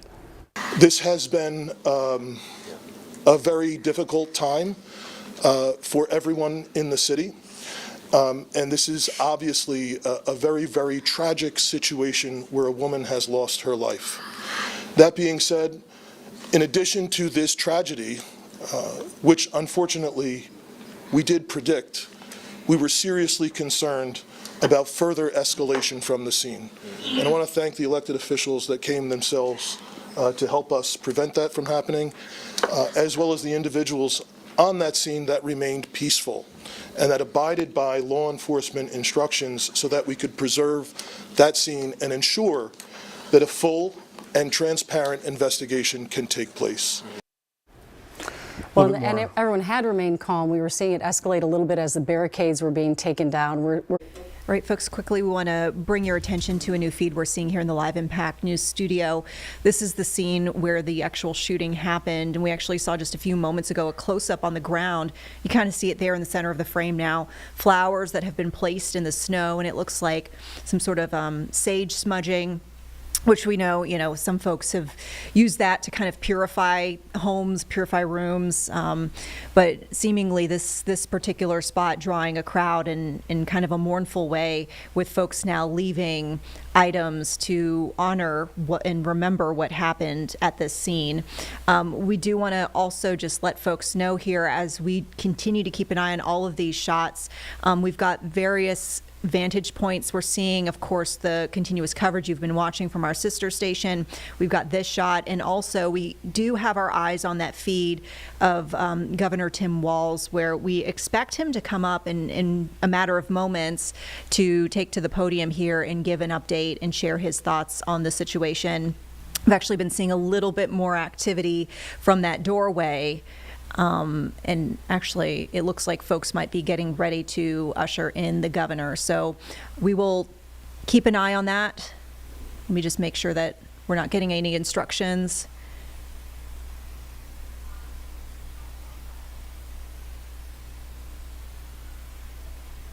The investigation is only a few hours old, and we don't comment on those anyway. So if the questions go to the specifics of the investigation, we'll just assume that all questions are done. We'll get back to you here in just a couple minutes. All right, so it does look like we're probably still a couple minutes away. I'm not sure the gentleman's role there, but he's kind of been facilitating some of the media coverage of the governor's announcement and reaction, so he could be with the press office, but essentially giving some instructions to reporters about what sort of answers they might be able to give at this point. It sounded like he didn't want any specific questions about the investigation directed towards the governor, because it wouldn't be within his realm to answer those questions. But we will continue to keep an eye on that shot, as well as the scene shot. As you could see a better look right now in the snow with those flowers, white roses that have been placed into the snow. And it looks like we're actually going to get a report from that scene right now with Gordon Severson. Let's listen in. removed, and everyone has kind of moved down the street closer to where this all happened. You might be able to see there's some flowers, other tributes here. The crowd is now smaller than it once was. It's now between 100 and 200, where it was, hundreds before. No law enforcement presence here, whatsoever. People are now gathering around the spot of where this all happened to, pay tribute and pay respects to what happened. And a very different feeling, a very different mood here. Quiet, more of somber and remembrance, where before it was a lot more about frustration and anger towards what happened. Gordy, we're going to get to a press conference in 1 minute, but I have to ask you a question. We saw video from the helicopter looking down of a large group of people chasing away law enforcement. What happened there at the scene at that time? Did they tow away the vehicles, or what was going on where you are? That was further down from where we were located, so I didn't, see what was happening there. It might have been part of, the general commotion of moving all of these vehicles out, moving all the barricades out. Anytime, that there was movement with law enforcement, that, got a reaction from the crowd. So I think pulling out that many cars, that many officers, and all of the barricades may have been the reason for that happening. And what are you hearing? Overall, you've been there for hours now. What's your assessment of the situation, the conversations, the emotion level? Well, I think it's, a lot of, anger. This is something that I think that, has been bubbling up in this, community for a while. People, a lot of in this neighborhood, not, wanting ICE here. And then when this word broke out this, morning, there was a few people here right away, but we saw the crowd grow throughout the day as more and more people became aware of this situation. You saw that there were city leaders, pretty much every member of the Minneapolis City Council was out here, pretty much kind of a Rolodex, if you will, of community leaders here in Minneapolis, elected officials, all coming down here to try to figure out what's going on. And I think at first people were trying to kind of a wait and see, trying to see what happened. But then as the day went on and more information got out, I think the crowd got a little more angry, more agitated. But so far, we've been seeing a peaceful protest here on the street.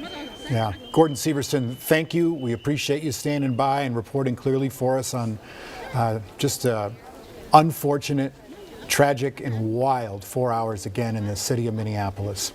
And any moment now, we are waiting for a news conference from Governor Tim Walz. As soon as he walks up to that podium and that microphone, we're going to go hot and listen to what he has to say.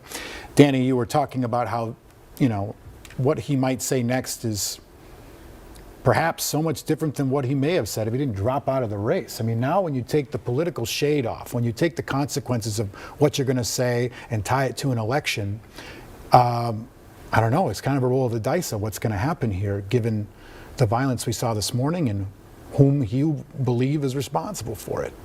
I think the tone will probably be similar to what it was yesterday, but I actually think that really since he lost the election with Vice President Harris and he was the vice presidential nominee, they lost and he came back as governor. His tone changed in many ways because President Trump was in office, and since then his tone has been much different, of course, even than when Walz was in his first term and President Trump was the president, because they had these clashes, of course, on the national campaign. And so really for the last year we've seen Governor Walz presenting Minnesota as almost like a safeguard against the federal government for his electorate, for the people that voted for him. I understand it's very complicated political dynamics, but also the VP candidate is often the attack dog. They're the ones sent out to really attack the opponent, and that was a role that we hadn't seen as much with the governor until he took on the vice presidential candidacy. And then we saw a different side of him, and I agree with you that maybe didn't really go away. I think he saw that gained traction with a lot of Democrats and thought that was the way he was going to go. And for a while there, he was also trying to maintain a presence on the national stage, right when he got back from being VP. And so you saw more and more of that. But yesterday, it was pretty stunning, too. There was so much emotion, you could tell. Obviously, this is a man that's been under a lot of stress and has been dealing with a lot, and almost it felt like the I don't want to say mask, that's not the right word, but it came off and he was just authentically angry, upset yesterday. So you can only imagine what the tone will be today. Hopefully for the people of Minnesota, we can all try to check our emotions a little bit and cool off and let this play out without resorting to anything ugly. We also have to talk about the timeline of what's happening here. This has something to do with the shooting this morning directly. But you'll see it on social media. People are saying, where have you been, media? There's all this fraud happening in Minnesota. And I like to point out to people that, well, yeah, KARE 11 and our investigators helped uncover a bunch of this fraud. We've been actively pursuing it through really good journalism for like years now. And there have been charges, federal charges and indictments that have happened because of it. We're trying, we're on it. And then this YouTube video goes viral, alleging a lot of fraud, but not crossing the T's and dotting the I's. So we're not saying if fraud exists or not, but it was amateur journalism at best, right? And then you have this focused attention, then the federal government says, we're gonna send 2,000, 1,600 more agents there to clean this up, because you don't have a handle on it. And now we have this. So I just wanna always reiterate the facts, and especially the timeline of how this has happened, and how it feels different for us sitting here in Minneapolis than it may feel from someone who doesn't live here and seeing just the national headlines. Certainly the attention on the fraud nationally in the last 6 to 8 weeks has of course put it in the limelight. As you mentioned, in Minnesota, whether it's our station, whether it's others, Feeding Our Future was a campaign issue in 2024 for the GOP, or 2022 for the GOP nominee Scott Jensen. He brought up Feeding Our Future. Governor Walz answered to his response. It was part of the campaign. It would have been part of the campaign, of course, again, moving forward if he had stayed in the race in 2026. But it's just, you're right, there is a lot of attention on that. That is why there was the surge. There's a lot of interaction between the attention on fraud and the surge in ICE. But again, to caution, we don't know the purpose of today's operation. So, ICE, of course, operated before the second Trump administration. ICE, I guess the point I'm making is we don't know the purpose of why they were here, the events that led up to the shooting. Right. So while the bigger picture shows, all of these things dating back, 6 to 8 weeks, and then, with the national attention on the fraud and then everything before that, the here and right now, we just don't quite know yet. And I think that it's very important to let the investigation play out so that we understand what happened today. Right. Yeah, violence from here would solve absolutely nothing in any way, shape, or form. Well, it's interesting when you scroll through social media, and there are lots of videos that are coming out now, and it just the division, and I know social media is not the real world, but there's definitely going to be a lot of that coming out in the next few days. Depending on which side of the political aisle you're on, you might see this differently. We just want to make sure that we're trying to maintain our objectivity and understand that nobody, even if you've seen 3 videos at home, none of us really know what played out and exactly what happened at 9:30 this morning at 34th and Portland. So we are going to reserve judgment, and we're going to wait until we get more information. Governor Walz will be giving a press conference here shortly. It looks like that crowd that had seemed a bit unruly is now just calmly walking down the street. I'm sure that in the coming days there will be lots of people wanting to exercise their First Amendment rights, whether it's for an anti-ICE protest or a pro-ICE protest. And the concern has shifted somewhat from this being people almost anti-law enforcement to maybe neighbor versus neighbor who have very different political views. And they're chasing a car there now. Yeah. And, this is going to be something that hopefully we can respect each other's differences in opinion and let this all play out. We're not sure we're going to hear from Governor Walz here in about 30 seconds, but we hope the message is calming. Here he comes.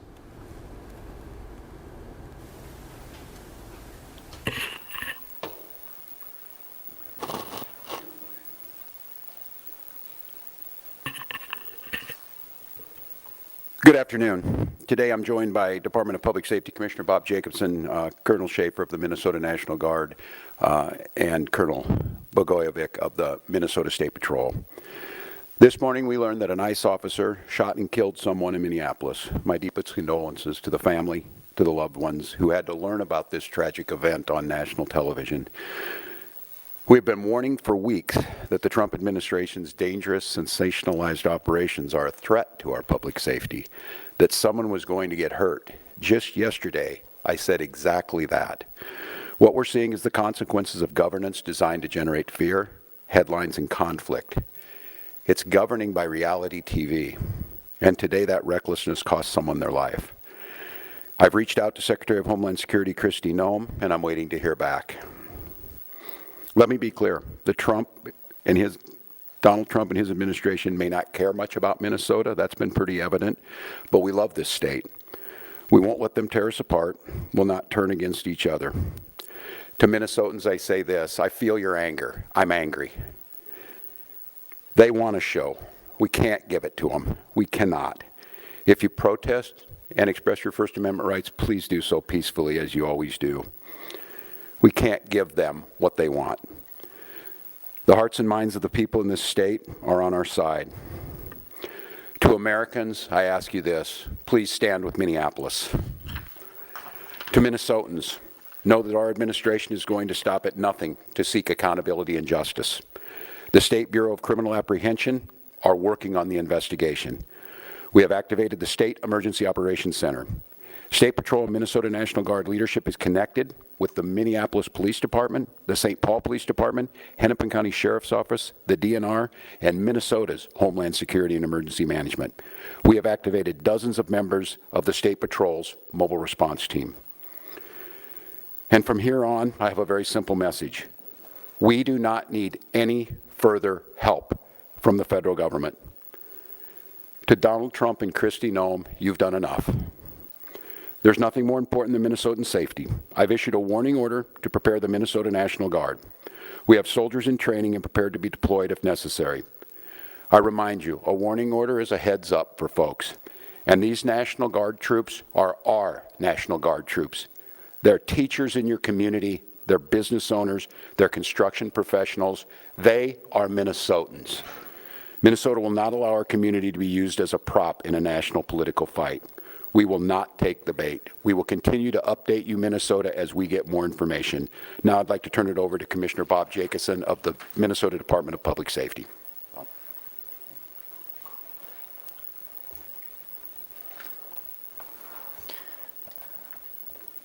Thank you, Governor. As the Governor mentioned, my name is Bob Jacobson. It is my honor to serve as the Commissioner of the Minnesota Department of Public Safety. First of all, I want to acknowledge the reason that we are all here. The loss of life is not anything anyone would ever want. We fully expect that the community will want to peacefully demonstrate their anger or frustration. Minnesota residents and visitors have the right to peacefully demonstrate. We recognize that demonstrations are often driven by strong emotions, beliefs, and certainly a desire to be heard. Our role is to help ensure everyone can express themselves without anyone getting hurt. The Minnesota Department of Public Safety's role through the Minnesota State Patrol is to ensure safety, protect constitutional rights, keep roads accessible, and above all, to prevent harm. Our top priority is public safety. Our focus is keeping demonstrators, community members, drivers, and law enforcement safe, especially during moments of heightened tension or uncertainty. Demonstrations must remain safe and lawful, particularly around roadways. We will join with our partners to support safety while respecting the right to protest. With that in mind, I'd like to share a few safe and lawful ways to demonstrate. Minnesotans can safely and legally express their views in many ways, including getting together peacefully with others in public spaces, marching or walking, not on roadways, making your voice heard through chants, speeches, and displaying signs, being present in public areas where pedestrians are allowed, gathering in designated or permitted areas, and these actions will allow people to express themselves while protecting the safety of everyone involved. Unsafe or illegal actions could result in fines or arrests. Certain behaviors create serious hazards that threaten public safety, disrupt emergency services, or put people at risk. These actions could result in fines or arrest. Demonstrating on or entering a freeway on foot, walking on highways, throwing objects, starting or setting fires, damaging property or graffiti, using illegal fireworks, displaying or using illegal weapons, reckless or dangerous driving, especially near pedestrians, and certainly assaultive, aggressive, or riotous behavior toward anyone. We all want definitive answers to what happened today. Our Bureau of Criminal Apprehension is working in conjunction with the FBI to investigate this morning's shooting. As you know, we don't comment on active investigations, but also keep in mind that this is an investigation is also in its infancy. So any speculation about what had happened would be just that. And we will not engage in speculation. With that, I will turn it back over to the governor. Thank you. Thank you, Commissioner. We'd be glad to take any questions. Yeah, and I can let General Schaefer talk about this. It so happens it's a training weekend. We've got about 7,500 troops in training at our sites, training sites across the state. What it is, and in the National Guard, you give a warning order, which is a heads up of something could be coming. That just allows people to think about what they would need, what it would mean to mobilize, what it would mean to put them in. And I could let the general talk a little bit about this. Obviously, since the summer of 2020, we had a lot of work done on teams being ready to make sure that civil unrest. And what that means, and I think Commissioner Jacobson was very clear, and I want Minnesotans to hear this from me. The desire to get out and protest and to speak up to this administration of how wrong this is, that is a patriotic duty at this point in time, but it needs to be done safely. And I think the commissioner simply just laid out some of those parameters. We can do that. This is the peaceful resistance that we need. Simon, you want to say a few things about what that means to have them on the ready? Yes, sir. Thank you, Governor. So for the military, Minnesota National Guard is comprised of 13,000 soldiers and airmen. We live all across and work throughout Minnesota. A warning order is just an initial step to increase your preparations. The Minnesota Guard is always prepared to respond and support state agencies and the citizens of Minnesota.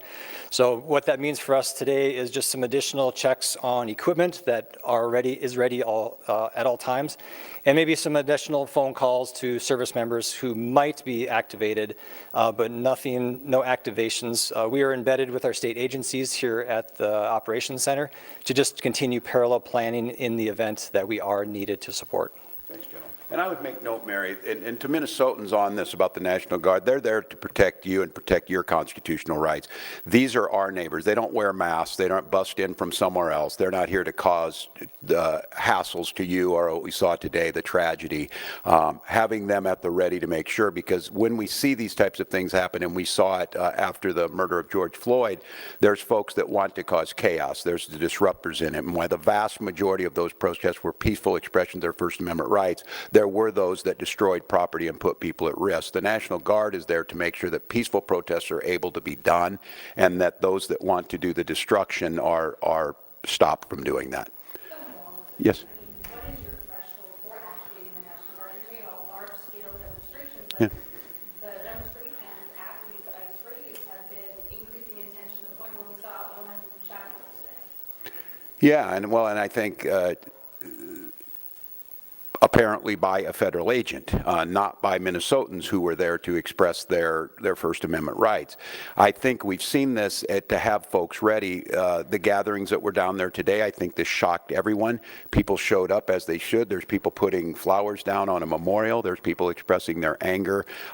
It's just as these situations develop, we decide when we need to move these people out. And I think the local reporters know well on this, both unfortunately and for us, the upside of this is that we're very good and we've had practice at this. And I just want to, again, implore Minnesotans, I am not telling you not to express your anger or your frustrations or the outrage that we have. Look, this was totally predictable, as I said it yesterday, and it was totally avoidable. And I just want to remind you, too, that local law enforcement, we get no coordination. They don't tell us they're coming. They don't say why they're sending the largest deployment in American history to Minneapolis. They're not making us any safer. We don't have any of that coordination. They should be talking to us when we do these things. Let us know. We're going to be down here. This is going to happen. We don't have that. So when you see local law enforcement or state patrol, or if it would take the National Guard, we're there responding to the chaos they've created too, but our role is to make sure that we're protecting Minnesotans so that something like this doesn't happen. I have not. The question was, have I spoken to the individual's family? No, we do not have a definitive ID on this individual. And I look, I'm going to note to all of you, I think it's really important, and the professionals do this, and they train me to do this. This is an open investigation. You need to be very careful about it. I know that many of you, myself included, have seen a very difficult video to watch, one where there's a family member watched their family member be shot and killed in front of them. It's beyond me that apparently from the federal government, from the Homeland Security Director herself, has already determined who this person was, what their motive was, and they hadn't even been taken out of the vehicle. We're not living in a normal world. And so, no, I have not. And I want to be very careful because I know how painful this is. I know how painful it is right now. I'm saying person and all that. This is a human being. This very well is an individual's child, a parent, and we don't know that yet. So, no, I have not, but once we do, we will. So, yes. Please.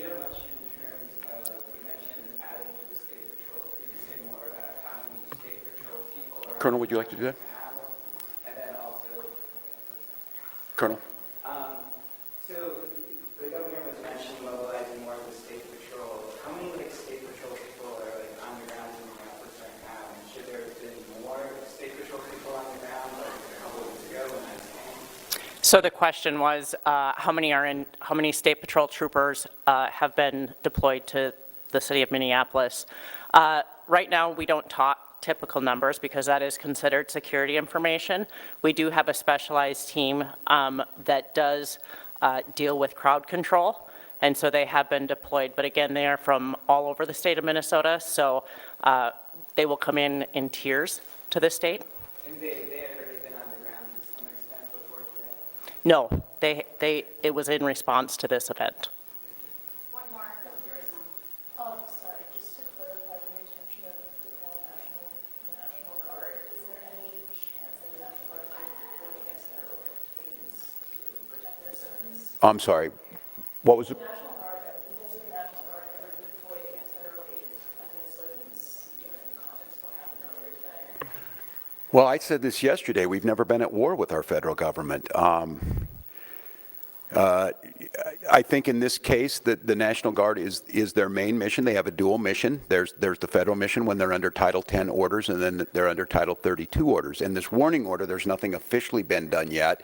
If I am to activate them as the Commander-in-Chief of the Minnesota National Guard, I will issue the executive order to the Minnesota National Guard, and then they will be put in state duty status.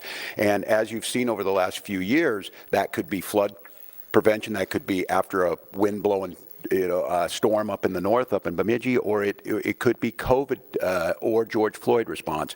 In this case, again, it doesn't necessarily change the mission. They're there to protect Minnesotans. They're there to serve Minnesotans. I think the thing that is so challenging in the moment we're in is we don't see a desire to work with us on public safety. We hear a demonization of our state. We see people coming in who don't know our community. And we see this massive display for the TVs that we're trying to understand how is this coordinated. And some of you watch the videos on there, total chaos. And look, I have very limited work in this is the training in the National Guard, but I've had a lot of training now to watch how our professionals operate. After this person was shot, federal agents milling around, touching the vehicle at a crime scene and things, I don't know what to tell you, and I don't quite know how to respond to the question other than my primary responsibility as governor is the protection of the people of Minnesota, and you can be assured whether it's the State Patrol or whether it's the National Guard, their deployment is there to protect Minnesotans from whatever it is. If it's an act of nature, if it's a global pandemic, or in this case, if it is a rogue federal agent. I don't know at this time, and I want to be very careful. It's unprecedented that we have the federal government's already determined exactly what's happened here and the motives of an individual that we don't even know the name. They don't know the name, and that's very difficult. So, well, one more, Dana. Dana.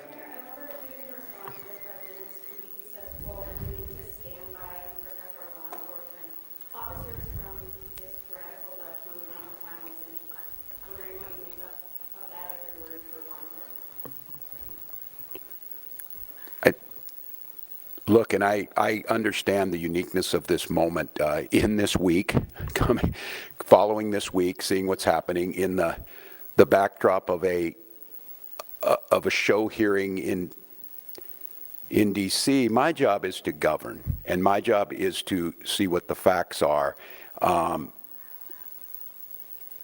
This happened a couple of hours ago, and we're already pitting American against American. All of you saw a video in your eyes. We have a chaotic situation caused by the largest deployment in American history of federal agents into a community with no communication to locals.